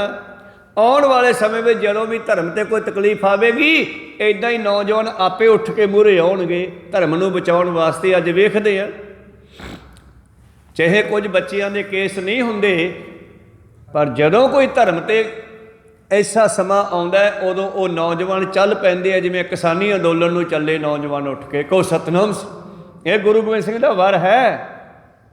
ਜਦੋਂ ਧਰਮ ਨੂੰ ਬਚਾਉਣ ਦਾ ਸਮਾਂ ਆਵੇਗਾ ਜੁਝਾਰ ਸਿੰਘ ਤੇਰੇ ਵਾਂਗੂ ਨੌਜਵਾਨ ਪੀੜ੍ਹੀ ਹੈ ਜਿਹੜੀ ਆਪੇ ਅੱਗੇ ਆਵੇਗੀ। ਕਹੋ ਸਤਨਾਮ, ਕਹਿਣਾ ਨਹੀਂ ਪਊਗਾ ਉਹਨਾਂ ਨੂੰ ਵੀ ਚਲੋ। 1 ਸਾਲ ਤੋਂ ਅੰਦੋਲਨ ਚੱਲ ਰਿਹਾ ਹੈ ਤੇ ਨੌਜਵਾਨ ਚੜ੍ਹਦੀ ਕਲਾ ਦੇ ਨਾਲ ਉੱਥੇ ਜਾ ਰਹੇ ਹੈ। ਇਹ ਗੁਰੂ ਸਾਹਿਬ ਦੇ ਵਰ ਹਨ ਪੰਜਾਬ ਦੀ ਧਰਤੀ ਨੂੰ, ਪੰਜਾਬੀਆਂ ਨੂੰ, ਸਿੱਖਾਂ ਨੂੰ। ਰਹਾਓ ਗੁਰਮੁਖ ਜੀਵੈ ਮਰੈ ਪ੍ਰਵਾਨ, ਗੁਰਮੁਖ ਜਿਉਂਦਾ ਵੀ ਪ੍ਰਵਾਨ ਹੈ, ਸ਼ਹੀਦੀ ਪਾ ਕੇ ਵੀ ਪ੍ਰਵਾਨ ਹੈ। ਕਹੋ ਸਤਨਾਮ ਸ੍ਰੀ। ਆਰਜਾ ਨਾ ਛੀਦੈ ਸ਼ਬਦ ਪਛਾਣ, ਆਰਜਾ ਨਾ ਛੀਜੈ। ਛਿਜਣਾ ਕੀ ਹੁੰਦਾ ਹੈ? ਕਮਜ਼ੋਰ ਪੁਰਾਣਾ ਹੋ ਜਾਣਾ। ਜਿਵੇਂ ਸਾਡਾ ਕੱਪੜਾ ਛਿਜ ਜਾਂਦਾ ਹੈ ਤਾਂ ਗੁਰੂ ਕੇ ਪਿਆਰਿਆਂ ਦੀ ਉਮਰ ਜਿਹੜੀ ਆ ਉਹ ਛਿਜਦੀ ਨਹੀਂ, ਉਹ ਕਦੇ ਬੁੱਢੇ ਨਹੀਂ ਹੁੰਦੇ। ਗੁਰਮੁਖ ਬੁੱਢੇ ਕਦੇ ਨਾ ਹੀ, ਜਿਨ੍ਹਾਂ ਅੰਤਰ ਸੁਰਤ ਗਿਆਨ, ਉਹਨਾਂ ਦੀ ਉਮਰ ਬਚਾ ਲਿਓ ਨਹੀਂ ਟੁੱਟਦੀ। ਆਪਾਂ ਕਿਤਨੇ ਲੋਕਾਂ ਨੂੰ ਦੇਖਦੇ ਹਾਂ, ਬਹੁਤ ਸਾਰੇ ਲੋਕ ਨਸ਼ੇ ਖਾ ਖਾ ਕੇ ਨੌਜਵਾਨ ਅਣਾਈ ਮਰ ਰਹੇ ਆ। ਉਹਨਾਂ ਨੇ ਮਰਨ ਦਾ ਸਮਾਂ ਨਹੀਂ ਹੁੰਦਾ, ਪਰ ਨਸ਼ਿਆਂ ਕਰਕੇ ਉਹਨਾਂ ਦੀ ਸਰੀਰ ਜਿਹੜਾ ਹੈ ਪੁਰਾਣਾ ਖਰਾਬ ਹੋ ਜਾਂਦਾ, ਕਮਜ਼ੋਰ ਹੋ ਜਾਂਦਾ ਤੇ ਮਰ ਜਾਂਦੇ ਆ। ਪਰ ਗੁਰਸਿੱਖ ਜਿਹੜਾ ਇਸ ਰਸਤੇ ਨਹੀਂ ਪੈਂਦਾ, ਇਸ ਕਰਕੇ ਉਹਦੀ ਉਮਰ ਪੂਰੀ ਭੋਗਦਾ ਹੈ। ਕਹੋ ਸਤਨਾਮ। ਗੁਰੂ ਸਾਹਿਬਾਂ ਦੇ ਸਮੇਂ ਵਿੱਚ ਤਾਂ ਐਸੇ ਸਿੰਘ ਹੋਏ ਜਿਨ੍ਹਾਂ ਨੇ 100 ਸਾਲ ਤੋਂ ਉੱਤੇ ਉਮਰ ਭੋਗੀ ਆ। ਬਾਬਾ ਬੁੱਢਾ ਜੀ ਦੀ 125 ਸਾਲ ਦੀ ਉਮਰ ਹੈ। ਕਹੋ ਸਤਨਾਮ ਸ੍ਰੀ। ਤੇ ਇੱਥੇ ਅੱਜ ਦਾ ਨੌਜਵਾਨ ਨਸ਼ੇੜੀ ਹੋ ਚੁੱਕਿਆ ਜਿਹੜਾ ਉਹ 40 ਸਾਲ ਦਾ ਨਹੀਂ ਹੁੰਦਾਗਾ, ਪਹਿਲੇ ਤੁਰ ਜਾਂਦਾ ਦੁਨੀਆ 'ਚੋਂ। ਆਰਜਾ ਕਿਹਦੀ ਖਤਮ ਹੁੰਦੀ ਆ, ਕਿਹਦੀ ਖਰਾਬ ਹੁੰਦੀ ਆ ਉਮਰ? ਜਿਹੜਾ ਗੁਰੂ ਮੁਤਾਬਕ ਨਹੀਂ ਚੱਲਦਾ, ਜਿਹੜਾ ਗੁਰਮਤਿ ਮੁਤਾਬਕ ਨਹੀਂ ਚੱਲਦਾ, ਉਹ ਸਮੇਂ ਤੋਂ ਪਹਿਲਾਂ ਦੁਨੀਆ 'ਚ ਤੁਰ ਜਾਂਦਾ ਹੈ। ਕਹੋ ਸਤਨਾਮ ਸ੍ਰੀ। ਪਰ ਨਾਮ ਜਪਣ ਵਾਲਿਆਂ ਦੀ ਉਮਰ ਜਿਹੜੀ ਆ ਉਹ ਪੂਰੀ ਭੋਗਦੇ ਹਨ। ਆਰਜਾ ਨਾ ਛੀਜੈ, ਉਹ ਆਪਣਾ ਸਮਾਂ ਪੂਰਾ ਦੁਨੀਆ ਵਿੱਚ ਬਤੀਤ ਕਰਕੇ ਜਾਂਦੇ ਆ। ਜਿਹੜੇ ਸ਼ਬਦ ਪਛਾਣ, ਜਿਹੜੇ ਗੁਰਮਤਿ ਅਨੁਸਾਰ ਚੱਲਦੇ ਹੋਏ ਸ਼ਬਦ ਨਾਲ ਜੁੜਦੇ ਹਨ। ਗੁਰਮੁਖ ਮਰੈ ਨ ਕਾਲ ਨ ਖਾਏ। ਗੁਰਮੁਖ ਜਿਹੜਾ ਹੈ, ਇੱਥੇ ਗੁਰਮੁਖ ਸ਼ਬਦ ਪਰਮੇਸ਼ਰ ਨਾਲ ਵੀ ਜੁੜਿਆ, ਗੁਰੂ ਨਾਲ ਵੀ ਜੁੜਿਆ, ਸਿੱਖ ਨਾਲ ਵੀ ਜੁੜਿਆ। ਜਿਸ ਤਰ੍ਹਾਂ ਪਰਮੇਸ਼ਰ ਅਮਰ ਹੈ, ਮਰਦਾ ਨਹੀਂ, ਇਸੇ ਤਰ੍ਹਾਂ ਗੁਰੂ ਵੀ ਅਮਰ ਹੈ ਔਰ ਗੁਰੂ ਦੇ ਸਿੰਘ ਵੀ ਅਮਰ ਹਨ। ਪਰਮੇਸ਼ਰ ਅਮਰ ਹੈ, ਭਗਤ ਵੀ ਅਮਰ ਹਨ। ਭਗਤ ਕਬੀਰ ਸਾਹਿਬ ਵਰਗਿਆਂ ਨੂੰ ਆਪਾਂ ਕਿਉਂ ਜਾਣਦੇ ਹਾਂ? ਕਿਉਂਕਿ ਨਾਮ ਨਾਲ ਜੁੜੇ ਸੀਗੇ। ਉਹਨਾਂ ਦੇ ਸਮਕਾਲੀ ਅਮੀਰਾਂ ਦੇ ਨਾਮ ਦੱਸੋ ਖਾਂ, ਉਹਨਾਂ ਦੇ ਸਮਕਾਲੀ ਚੌਧਰੀਆਂ ਦੇ ਨਾਮ ਦੱਸੋ, ਕੋਈ ਨਹੀਂ ਜਾਣਦਾ। ਭਗਤਾਂ ਨੂੰ ਕਿਉਂ ਜਾਣਦੇ ਆ? ਕਿਉਂਕਿ ਨਾਮ ਰਹਿਓ ਸਾਧੂ ਰਹਿਓ, ਰਹਿਓ ਗੁਰ ਗੋਬਿੰਦ, ਕਹੋ ਨਾਨਕੇ ਜਗਤ ਮੈਂ ਕਿਨ ਜਪਿਓ ਗੁਰਮਤਿ। ਜਿਨ੍ਹਾਂ ਨੇ ਨਾਮ ਜਪਿਆ ਉਹ ਹਮੇਸ਼ਾ ਜਿਹੜੇ ਹਨ ਅਮਰ ਹੋ ਜਾਂਦੇ ਹਨ। ਉਹਨਾਂ ਨੂੰ ਸਮਾਂ ਜਿਹੜਾ ਹੈ ਕਾਲ ਸਮਾਂ, ਇਹ ਸਮਾਂ ਖਤਮ ਨਹੀਂ ਕਰ ਸਕਦਾ। ਸਮਾਂ ਖਤਮ ਕਿਵੇਂ ਹੁੰਦਾ? ਕਿਵੇਂ ਖਤਮ ਕਰਦਾ ਸਮਾਂ ਬੰਦੇ ਨੂੰ? ਇੱਕ ਬੰਦਾ ਆਇਆ, ਜੰਮਿਆ, ਜੀਵਨ ਬਤੀਤ ਕੀਤਾ, ਮਰ ਗਿਆ, ਅਤੇ ਮਰਨ ਤੋਂ ਬਾਅਦ 1 ਵਰਸੀ 2 ਵਰਸੀ 3 ਵਰਸੀਆਂ ਪਰਿਵਾਰ ਯਾਦ ਕਰਦਾ। ਦੁਨੀਆ ਤਾਂ ਭੁੱਲ ਹੀ ਜਾਂਦੀ ਹੈ ਨਾਲ ਦੀ ਨਾਲ, ਮੁੜ ਕੇ ਪਰਿਵਾਰ ਵੀ ਭੁੱਲ ਜਾਂਦੇ ਆ। ਕੋਈ ਸਤਿਨਾਮ ਕਾਲ ਨੇ ਉਹਨਾਂ ਨੂੰ ਖਤਮ ਕਰਤਾ, ਮਿੱਟੀ 'ਚ ਮਿਲਾਤਾ। ਹੁਣ ਉਹਨਾਂ ਨੂੰ ਕੋਈ ਜਾਣਦਾ ਨਹੀਂ। ਲੇਕਿਨ ਭਗਤਾਂ ਨੂੰ ਕਾਲ ਨੇ ਖਤਮ ਨਹੀਂ ਕੀਤਾ। ਭਗਤਾਂ ਦੇ ਦਿਹਾੜੇ ਅੱਜ ਵੀ ਮਨਾਉਣੇ ਆਪਾਂ। ਬਿਧੀ ਸਨ ਬਾਬਾ ਜੀ, ਬਾਬਾ ਬਿਧੀ ਚੰਦ ਜੀ, ਹੋਰ 6ਵੇਂ ਪਾਤਸ਼ਾਹ ਦੇ ਸਮੇਂ ਦੇ ਸਿੰਘ, 10ਵੇਂ ਪਾਤਸ਼ਾਹ ਸਮੇਂ ਦੇ ਸਿੰਘ, ਉਹਨਾਂ ਨੂੰ ਯਾਦ ਕਰਦੇ ਆ। ਭਾਵ ਉਹਨਾਂ ਨੂੰ ਕਾਲ ਖਤਮ ਨਹੀਂ ਕਰ ਸਕਿਆ। ਬਾਬਾ ਦੀਪ ਸਿੰਘ ਜੀ, ਉਹਨਾਂ ਨੂੰ ਮੌਤ ਮਾਰ ਨਹੀਂ ਸਕੀ। ਅਸੀਂ ਅੱਜ ਵੀ ਯਾਦ ਕਰਦੇ ਹਾਂ, ਸਾਨੂੰ ਉਹਨਾਂ ਬਾਰੇ ਪਤਾ ਹੈ। ਪਰ ਉਹਨਾਂ ਦੇ ਸਮਕਾਲੀ ਰਾਜੇ ਚੌਧਰੀ ਨੰਬਰਦਾਰ, ਉਹਨਾਂ ਨੂੰ ਕੋਈ ਨਹੀਂ ਜਾਣਦਾ। ਕੋਈ ਸਤਨਾਮ ਸੀ, ਉਹ ਕਾਲ ਦੇ ਧੂੜ ਵਿੱਚ ਮਿਲ ਗਏ, ਖਤਮ ਹੋ ਗਏ, ਉਹਨਾਂ ਨੂੰ ਕੋਈ ਜਾਣਦਾ ਨਹੀਂ। ਤਾਂ ਮਤਲਬ ਇੱਥੇ ਕੀ ਹੈ? ਗੁਰਮੁਖ ਮਰੈ ਨਾ ਕਾਲ ਨਾ ਖਾਏ। ਸਮਾਂ ਉਹਨਾਂ ਨੂੰ ਕਦੇ ਖਤਮ ਨਹੀਂ ਕਰ ਸਕਦਾ, ਕਿਉਂਕਿ ਗੁਰਮੁਖ ਸੱਚ ਸਮਾ ਬਣਿਆ। ਉਹ ਉਹਦੇ ਵਿੱਚ ਮਿਲ ਗਏ ਜਿਹੜਾ ਕਦੇ ਮਰਦਾ ਨਹੀਂ। ਜਿਹੜਾ ਕਦੇ ਮਰਦਾ ਨਹੀਂ, ਉਹ ਉਹਦੇ ਵਿੱਚ ਸਮਾ ਗਏ। ਨਾਮ ਰਹਿਓ ਸਾਧੂ ਰਹਿਓ, ਰਹਿਓ ਗੁਰੂ ਗੋਬਿੰਦ। ਕਹੋ ਨਾਨਕੇ ਜਗਤ ਮੈਂ ਕਿਣ ਜਪਿਓ ਗੁਰਮੰਤ। ਜਿਨ੍ਹਾਂ ਜਿਨ੍ਹਾਂ ਨੇ ਗੁਰਮੰਤਰ ਨਾਲ ਜੁੜਨਾ ਕੀਤਾ, ਉਹ ਕਦੇ ਮਰਦੇ ਨਹੀਂ, ਅਮਰ ਹੋ ਜਾਂਦੇ ਨੇ। ਗੁਰਮੁਖ ਹਰ ਦਰ ਸ਼ੋਭਾ ਪਾਏ। ਪਹਿਲਾਂ ਇੱਥੇ ਸ਼ੋਭਦੇ ਆ, ਫਿਰ ਪਰਮੇਸ਼ਰ ਦੇ ਦਰ 'ਤੇ ਸ਼ੋਭਦੇ ਆ। ਔਰ ਗੁਰੂ ਪਿਆਰਿਓ, ਪਾਤਸ਼ਾਹ ਜੀ ਬਖਸ਼ਿਸ਼ ਕਰਦੇ ਹਨ ਆਪਣੇ ਬਚਨਾਂ ਵਿੱਚ, ਪਾਰ ਬ੍ਰਹਮ ਕੀ ਦੇਹ ਮੋ ਕੋਟਿਕ ਵਿਸ਼ਨ ਮਹੇਸ਼। ਉਸ ਪਰਮੇਸ਼ਰ ਦੇ ਵਿੱਚ ਕਰੋੜਾਂ ਹੀ ਵਿਸ਼ਨੂੰ ਮਹੇਸ਼ ਸ਼ਿਵ ਵਰਗੇ ਬੈਠੇ ਹਨ। ਕਰੋੜ ਇੰਦਰ, ਕਰੋੜਾਂ ਇੰਦਰ ਵਰਗੇ। ਰਵ ਸਸ ਕਰੋੜ ਜਲੇਸ਼। ਪਰਮੇਸ਼ਰ ਦੀ ਦੇਹ ਵਿੱਚ, ਪਰਮੇਸ਼ਰ ਦੇ ਵਿੱਚ ਕਰੋੜਾਂ ਹੀ ਸੂਰਜ ਤੇ ਚੰਦਰਮਾ ਸਮਾਏ ਹੋਏ ਹੈ। ਤੇ ਪਰਮੇਸ਼ਰ ਦੇ ਦਰ 'ਤੇ ਇਹੋ ਜਿਹੀਆਂ ਬੇਅੰਤ ਰੂਹਾਂ ਹੱਥ ਬੰਨ੍ਹ ਕੇ ਖੜੀਆਂ, ਸਾਡੀ ਡਿਊਟੀ ਲਾਓ, ਸਾਡੀ ਸੇਵਾ ਲਾਓ। ਇਹ ਸ਼ਹੀਦ ਫਿਰ ਵਾਰ-ਵਾਰ ਦੁਨੀਆ ਵਿੱਚ ਆਉਂਦੇ ਆ, ਧਰਮ ਨੂੰ ਕਾਇਮ ਕਰਨ ਵਾਸਤੇ ਪਰਮੇਸ਼ਰ ਭੇਜਦਾ। ਜਿਸ ਵੇਲੇ ਇੱਥੇ ਪਤਾ ਲੱਗਿਆ ਵੀ ਔਰੰਗਜ਼ੇਬ ਨੇ ਜਿਹੜਾ ਹੈ ਦੁਨੀਆ ਨੂੰ ਦੁੱਖ ਦਿੱਤਾ ਹੋਇਆ, ਧਰਮ ਨੂੰ ਖਤਮ ਕਰਨ 'ਤੇ ਫਿਰਦਾ ਹੈ, ਸਾਰਿਆਂ ਨੂੰ ਮੁਗਲ ਬਣਾਉਣ 'ਤੇ, ਮੁਸਲਮਾਨ ਬਣਾਉਣ 'ਤੇ ਫਿਰਦਾ ਹੈ। ਹੁਣ ਮੈਂ ਇਸ ਨੂੰ ਰੋਕਣ ਵਾਸਤੇ ਕਿਹਨੂੰ ਭੇਜਾਂ? ਦੂਰ ਤੱਕ ਲੈਣਾ ਲੱਗੀਆਂ ਪਰਮੇਸ਼ਰ ਦੇ ਦਰ 'ਤੇ ਵੀ ਸਾਨੂੰ ਭੇਜ ਦਿਓ ਜੀ। ਅਸੀਂ ਮਾਤ ਲੋਕ ਦੇਖਿਆ ਜੀ, ਜਿਵੇਂ ਜਵਾਕ ਮੇਲਾ ਵੇਖਣ ਜਾਂਦੇ ਆ, ਗੁਰੂ ਸਾਹਿਬ ਕਹਿੰਦੇ ਮੈਂ ਵੀ ਮੇਲਾ ਦੇਖਣ ਆਇਆ। ਕਹੋ ਸਤਨਾਮ ਸ੍ਰੀ। ਤਾਂ ਪਰਮੇਸ਼ਰ ਦੀ ਨਿਗਾਹ ਜਾਂਦੀ ਹੈ, ਵੇਖ ਰਹੇ ਨੇ ਕਿਹਨੂੰ ਭੇਜਾਂ। ਔਰੰਗਜ਼ੇਬ ਦੇ ਬਰਾਬਰ ਕਿਹਦੀ ਪਾਵਰ ਹੈ? ਤੇ ਪਰਮੇਸ਼ਰ ਦੀ ਨਿਗਾਹ ਜਾ ਕੇ ਖੜਦੀ ਹੈ ਦੁਸ਼ਟ ਦਮਨ ਗੁਰੂ ਗੋਬਿੰਦ ਸਿੰਘ ਜੀ ਦੇ ਉੱਪਰ। ਕਹੋ ਸਤਨਾਮ ਸ੍ਰੀ। ਇਹ ਦੁਸ਼ਟ ਦਮਨ ਹੀ ਇਸ ਦੁਸ਼ਟ ਨੂੰ ਖਤਮ ਕਰ ਸਕਦਾ ਹੈ, ਇਸੇ ਨੂੰ ਭੇਜਿਆ।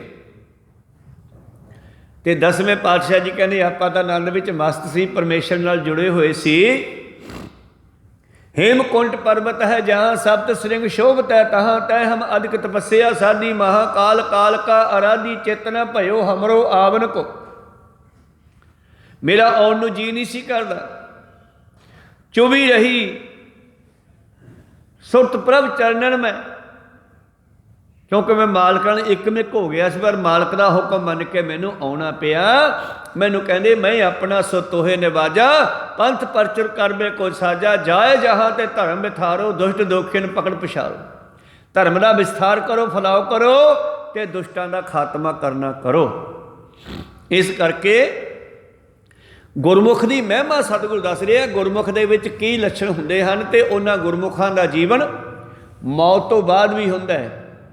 ਸੰਤ ਜਰਨੈਲ ਸਿੰਘ ਜੀ ਭਿੰਡਰਾਂ ਵਾਲੇ 84 ਦੇ ਵਿੱਚ ਭਾਵੇਂ ਉਹ ਸ਼ਹੀਦ ਹੋ ਗਏ, ਪਰ ਅੱਜ ਤੱਕ ਉਹਨਾਂ ਨੂੰ ਜਾਣਦੇ ਆ, ਔਰ ਰਹਿੰਦੀ ਦੁਨੀਆ ਤੱਕ ਦੁਨੀਆ ਉਹਨਾਂ ਨੂੰ ਜਾਣਦੀ ਰਹੂਗੀ। ਕਹੋ ਸਤਨਾਮ ਸ੍ਰੀ। ਕਿਉਂਕਿ ਉਹਨਾਂ ਨੇ ਵੀ ਗੁਰਮੁਖਾਂ ਵਾਲਾ ਜੀਵਨ ਬਤੀਤ ਕੀਤਾ ਧਰਮ ਨੂੰ ਕਾਇਮ ਕਰਨ ਵਾਸਤੇ। ਤੋ ਖੈਰ ਮਨੋਬਿਰਤੀਆਂ ਉੱਥੇ ਰੱਖੀਏ। ਗੁਰਮੁਖ ਹਰ ਦਰ ਸ਼ੋਭਾ ਪਾਏ। ਗੁਰਮੁਖ ਜਿਹੜੇ ਹਨ ਉਹਨਾਂ ਨੂੰ ਹਰੀ ਦੇ ਦਰ 'ਤੇ ਜਾਂਦਿਆਂ ਕੋਈ ਅਟਕਾ ਨਹੀਂ ਸਕਦਾ। ਰੇ ਰੇ ਦਰਗਹਿ ਕਹੈ ਨਾ ਕਹੂ, ਆਓ ਬੈਠ ਆਦਰ ਸ਼ੁਭ ਦੇਉ। मैं गुरु नानक देव जी के पिता की गल करा, मेहता कालू जी की। कहते एक दिन पिता जी कहन लगे, नानक दुनिया तैनू रब रब कहती आ, मैनू तो तू लगता नहीं रब होएगा, कोई सतनाम सी, या तो मैनू भी कुछ विखा भी तू कुछ आएगा। कोई नहीं बापू दिखा देंगे। एक दिन समा आया, कहते मेहता कालू ने श्राद्ध किए, उदों हिंदू मत चलती सी, गुस्सा ना करियो। मेहता कालू ने श्राद्ध किए तो बाबा नानक आया बाहरों, कहना बापू आ इन्ना कठ कुठ जा किवें कीता, पंडित सदे आ ते होर पिंड दे लोग सदे आ। मेहता कालू मेहता कल्याण दास जी कहते पुत तेरे बापू दे श्राद्ध आ, ते गुरु नानक पातशाह कहते इन्हां दा की फायदा होऊगा। कहंदा बाभण कहंदे आ, पंडित कहंदे आ भी जे श्राद्धां विच प्रशादा छकाया जावे पंडितां नूं ते उहनां दे बजुर्गां नूं मिल जांदा, मरिया होयां नूं। गुरु नानक पातशाह कहते बापू तैनूं पता है अपने बजुर्ग कित्थे ने, ते जिथे अपने बजुर्ग पहुँचे होए ना उत्थे प्रशादा नहीं पहुँचदा, ते ना उत्थे प्रशादे की लोड़ पैंदी आ, क्योंकि ब्रह्म ज्ञानी का भोजन ज्ञान को सतना, वो तो उत्थे परमेश्वर के आनंद माणदे आ, बैठ के सिमरन करते आ। मेहता जी फिर कहते मैं नहीं मानता यार, जां तां मैनूं विखा फिर तां मनो। बाबा जी कहते बह जा फिर विखा दिन्नी अज तैनूं। बैठ गए, चौंकड़ा मारे अपना भी, तो बाबा जी ने अपने पिता का भी मरवाया कोले, तो बांह फड़ ली, बांह फड़ के ते अपना ध्यान जोड़िया, तो उन्हों का जोड़िया, तो सुरत नूं लैके सचखंड दे विच कहंदे। जिस वेले वो सचखंड विच गए ना, अगों रूहां बैठियां दिव्या रूप धार के, वो रूहां शरीर तो बगैर आ, रोशनी वांगू चमकदियां बल्ब वांगू, पारदर्शी शरीर आ उन्हां दे। कहंदे वो रूहां खड़ियां हो गईयां, उठ के कहन लगे कालू भी आ गया, कालू भी आ गया। मेहता कालू कहना बापू तुसीं इत्थे, क्योंकि शिवराम भी उत्थे पहुंचिया होया, इन्हां दा दादा बाबे नानक दा, दादे दा प्यो परदादा भी उत्थे पहुंचिया होया। जिहड़ी बाबे नानक दी कुल दे जीव सी वो सारे उत्थे खड़े हो गए बराबर। कालू मेहता कालू जी कहते वो तुसीं इत्थे कदों कदे आए हो? वो कहन लगे जदों दा तेरे घर विच नानक ने जन्म लिया ना, उनका धर्मराज कहना भी जेडे नानक दी वंश दे सारिਆਂ ਨੂੰ सचखंड भेज दिओ भाई, हुक्म आया, कहो सतन परमेश्वर का हुक्म आया, इन्हां ਨੂੰ सचखंड भेज दिओ। ये गल लोहे ते लकीर है, घर दे विच एक मैंबर नाम जपदा है ना, ते ओदियां 21 कुलदां तरदियां, ते सानू सारिਆਂ ਨੂੰ इत्थे भेज दिता। कहंदे मेहता कालू भी उन्हां कोल बैठ के बड़ा आनंद माणिया, और इधर बाबा नानक जी थले उन्हां दी समाधि लवा के बैठे आ, शरीर इत्थे पिया उन्हां दा, सुरत करके उत्थे लै गए उन्हां नूं। उत्थों दा वातावरण दा आनंद माणिया जिवें कोई एसी कमरे च बह जे जेठ दी हाड़ दी गर्मी च। ये तो कुछ भी नहीं, वैसे दस्सण जोगा ही मैं गल कीती आ। एक पहर बिठाई रखिया बाबे नानक ने अपने बापू नूं, 3 घंटिया बाद हथ मारिया, हिलाया, कहने उठ बाबू ध्यान खोल। इधरों ध्यान खोलिया, उधरों सुरत नूं थल्ले आउणा पिया, रूह नूं शरीर खुलिया, अखां खुलियां। कहते नानक काहनूं सद लिया यार, उत्थे बड़ा आनंद सीगा, जिवें कहते सुपना टुट गया। कहते मैं तो बड़ा आनंद मान रहा सी, तू काहनूं मैनूं सद लिया वापस? कहने हुण तू दस भी उत्थे श्राद्धां दी लोड़ हैगी आ? उत्थे कोई नहीं रोटी खांदा गा, उत्थे रूहां परमेश्वर विच मिल के आनंद माणदियां। गुरमुख हर दर शोभा पाए, गुरमुख विचों आप गवाए। इस तरह परमेश्वर के प्यारे परमेश्वर ते शोभा पाते हैं, पर शर्त है कि अपनी मैं नूं खत्म करके तू ते आ जाओ। तू तो करता तू पया, मुझ में रहा ना हूँ, जब आपा परका मिट गया जब देखो ता तू। तो इस तरह गुरु नानक पातशाह ने अपने पिता नूं भी ज्ञान करवाया इस वेले। इस करके गुरमुख जिहड़े परमेश्वर ते शोभदे हन, उन्होंने उत्थे कोई अटकाउंदा नहीं। 58 किल वेखो करता घरे आया, जो मालक घर विच आ गया तो विकार भज गए। रे रे दरगह कह न कहू, आओ बैठ आदर शुभ देऊ, उन्होंने सत्कार मिलता उत्थे। मेरे प्रीतम जी कहते गुरमुख हर दर शोभा पाए, ਗੁਰਮੁਖ ਵਿੱਚੋਂ ਆਪ ਗਵਾਏ, ਜਦੋਂ ਆਪਣੇ ਹੰਕਾਰ ਨੂੰ ਗਵਾ ਕਰਕੇ ਪਰਮੇਸ਼ਰ ਨਾਲ ਜੁੜਦੇ ਹਨ। ਆਪ ਤਰੈ ਸਗਲੇ ਕੁਲ ਤਾਰੇ, ਗੁਰਮੁਖ ਜਨਮ ਸਵਾਰਨਿਆ। ਇਉਂ ਗੁਰਮੁਖ ਬਣ ਕੇ ਜਦੋਂ ਅਸੀਂ ਨਾਮ ਜਪਦੇ ਹਾਂ, ਜਿੱਥੇ ਆਪ ਤਰਦੇ ਹਾਂ, ਸਾਡੀਆਂ 21 ਕੁੱਲਾਂ ਤਰ ਜਾਂਦੀਆਂ। 21 ਕੁੱਲਾਂ ਕਿਹੜੀਆਂ ਕਿਹੜੀਆਂ? 21 ਕੁੱਲਾਂ ਤਰਦੀਆਂ 7 ਨਾਨਕਿਆਂ ਦੀਆਂ, 7 ਦਾਦਕਿਆਂ ਦੀਆਂ ਤੇ 7 ਸਹੁਰਿਆਂ ਦੀਆਂ।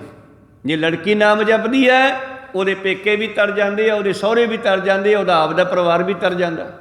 ਜੇ ਲੜਕਾ ਨਾਮ ਜਪਦਾ ਹੈ, ਉਹਦੇ ਦਾਦਕੇ ਵੀ ਤਰ ਜਾਂਦੇ, ਜਿੱਥੇ ਪੈਦਾ ਹੋਇਆ ਉੱਥੋਂ ਉਹਨੂੰ ਪਿਓ ਮਿਲਿਆ, ਜਿੱਥੇ ਨਾਨਕੇ ਸੀ ਉੱਥੋਂ ਉਹਨੂੰ ਮਾਂ ਮਿਲੀ ਆ, ਅਤੇ ਜਿਹੜੇ ਸਹੁਰੇ ਆ ਉੱਥੋਂ ਪਤਨੀ ਮਿਲੀ ਆ। ਤਿੰਨਾਂ ਧਿਰਾਂ ਨਾਲ ਜਿਹੜਾ ਪੱਕਾ ਸੰਬੰਧ ਹੁੰਦਾ, ਤਾਂ ਤਿੰਨਾਂ ਹੀ ਧਿਰਾਂ ਦੀਆਂ 7-7 ਕੁੱਲਾਂ ਤਰ ਕੇ 21 ਕੁੱਲਾਂ ਤਰ ਜਾਂਦੀਆਂ। ਗੁਰਮੁਖ ਆਪ ਤਰੇ ਕੁਲ ਸਗਲੇ ਤਾਰੇ, ਗੁਰਮੁਖ ਜਨਮ ਸਵਾਰਨਿਆ। ਇਉਂ ਗੁਰਮੁਖ ਆਪਣੇ ਜੀਵਨ ਨੂੰ ਸਫਲਾ ਕਰ ਲੈਂਦੇ ਆ। ਪਰ ਗੁਰਮੁਖ ਬਣੀਏ ਕਿਵੇਂ? ਗੁਰਮੁਖ ਮਿਲੈ ਮਿਲਾਏ ਆਪੇ, ਕਾਲ ਨਾ ਜੋ ਹੈ ਦੁੱਖ ਨਾ ਸੰਤਾਪੇ। ਗੁਰਮੁਖ ਸਹਿਜ ਗੁਰਮੁਖ ਜਨਮ ਸਵਾਰਨਿਆ, ਗੁਰਮੁਖ ਦੋ ਕਦੇ ਨਾ ਲੱਗੈ ਸਰੀਰ। ਅਤੇ ਫਿਰ ਉਹਨਾਂ ਗੁਰਮੁਖਾਂ ਨੂੰ ਕਦੇ ਸਰੀਰ ਕਰਕੇ ਦੁੱਖ ਨਹੀਂ ਵਿਆਪਦੇ, ਕਿਉਂਕਿ ਸਰੀਰ 'ਚ ਆਵਾਂਗੇ ਦੁੱਖ ਲੱਗਣਗੇ ਨਾ। ਜਦ ਆਤਮਾ ਨਿਕਲ ਗਈ ਫਿਰ ਦੁੱਖ ਵੀ ਖਤਮ। ਜਦੋਂ ਸਰੀਰ ਦੇ ਵਿੱਚੋਂ ਆਤਮਾ ਨਿਕਲ ਗਈ, ਦੁਬਾਰੇ ਟੇਢੀਆਂ ਜੂਨਾਂ ਵਿੱਚ ਪੈਣਾ ਨਹੀਂ। ਫਿਰ ਦੁੱਖ ਤਾਂ ਇਸ ਮਾਤਲੋਕ 'ਚ ਹੀ ਲੱਗਦੇ ਆ ਨਾ, ਪਰਮੇਸ਼ਰ ਦਰਗਾਹ ਦੁੱਖ ਹੈ ਹੀ ਨਹੀਂਗਾ। ਉਹ ਤਾਂ ਨਾਨਕ ਨਾਮ ਜੀ ਦਾ ਅਰਥ ਵੀ ਕੀਤਾ ਪੰਡਤ ਹਰਦਿਆਲ ਨੇ, ਕਹਿੰਦਾ ਨਾਨਕ ਸ਼ਬਦ ਦਾ ਅਰਥ ਹੈ ਨਾ ਅਨ ਅਕ। ਜੋ ਕੱਲੇ ਕੱਲੇ ਤਿੰਨਾਂ ਅੱਖਰਾਂ ਦਾ ਅਰਥ ਕਰਾਂਗੇ ਤਾਂ ਇਹਦਾ ਅਰਥ ਬਣ ਗਿਆ ਜਿਹੜਾ ਕਦੇ ਅੱਕੇਗਾ ਨਹੀਂ, ਜਿਹਨੂੰ ਕਦੇ ਦੁੱਖ ਨਹੀਂ ਵਿਆਪੇਗਾ, ਜਿਹਨੂੰ ਨਦੀਆਂ ਨਾਲੇ ਪਹਾੜ ਸਾਰੇ ਰਸਤਾ ਦੇਣਗੇ। ਕਹੋ ਸਤਨਾਮ ਸੀ, ਭਾਵ ਸਾਰੇ ਇਹਦੇ ਹੁਕਮ ਅੰਦਰ ਚੱਲਣਗੇ। ਗੁਰਮੁਖ ਦੋ ਕਦੇ ਨਾ ਲੱਗੈ ਸਰੀਰ, ਗੁਰਮੁਖ ਹਉਮੈ ਚੂਕੈ ਪੀਰ। ਗੁਰਮੁਖ ਮਨ ਨਿਰਮਲ ਫਿਰ ਮੈਲ ਨਾ ਲਾਗੈ, ਗੁਰਮੁਖ ਸਹਿਜ ਸਮਾਵਣਿਆ। ਇਉਂ ਗੁਰਮੁਖਾਂ ਨੂੰ ਫਿਰ ਮੈਲ ਨਹੀਂ ਲੱਗਦੀ। ਨਾਮ ਦੇ ਜਪਦੇ ਜਪਦੇ ਸਹਿਜੇ ਸਹਿਜੇ ਉਹਦੇ ਵਿੱਚ ਮਿਲ ਜਾਂਦੇ ਹੈ। ਖੈਰ ਇਹ ਸੀ ਪਵਿੱਤਰ ਸ਼ਬਦ ਦੀ ਵਿਚਾਰ। ਰਹਿੰਦੇ 4 ਪਦਿਆਂ ਦੇ ਵਿਚਾਰ ਆਪਾਂ ਕੱਲ੍ਹ ਨੂੰ ਸਰਵਣ ਕਰਾਂਗੇ। ਹੁਣ ਇੱਥੇ ਰੋਕਣ ਦੀ ਆਗਿਆ ਬਖਸ਼ੋ ਜੀ। ਮੋਲਦਿਆਂ ਨੇ ਇੱਕ ਅੱਖਰ ਬਾਅਦ ਘੱਟ ਹੋ ਜਾਂਦੇ। ਸਿੱਖ ਸੰਗਤਾਂ ਦੇ ਸਤਿਗੁਰੂ ਬਖਸ਼ਣ ਯੋਗ ਹੈ, ਬਖਸ਼ ਲੈਣਾ। ਸਮਾਪਤੀ ਕਰੀਏ। ਬੁਲਾਓ ਫਤਿਹ ਪਾਓ ਫਤਿਹ। ਵਾਹਿਗੁਰੂ ਜੀ ਕਾ ਖਾਲਸਾ, ਵਾਹਿਗੁਰੂ ਜੀ ਕੀ ਫਤਿਹ। ਵਾਹਿਗੁਰੂ।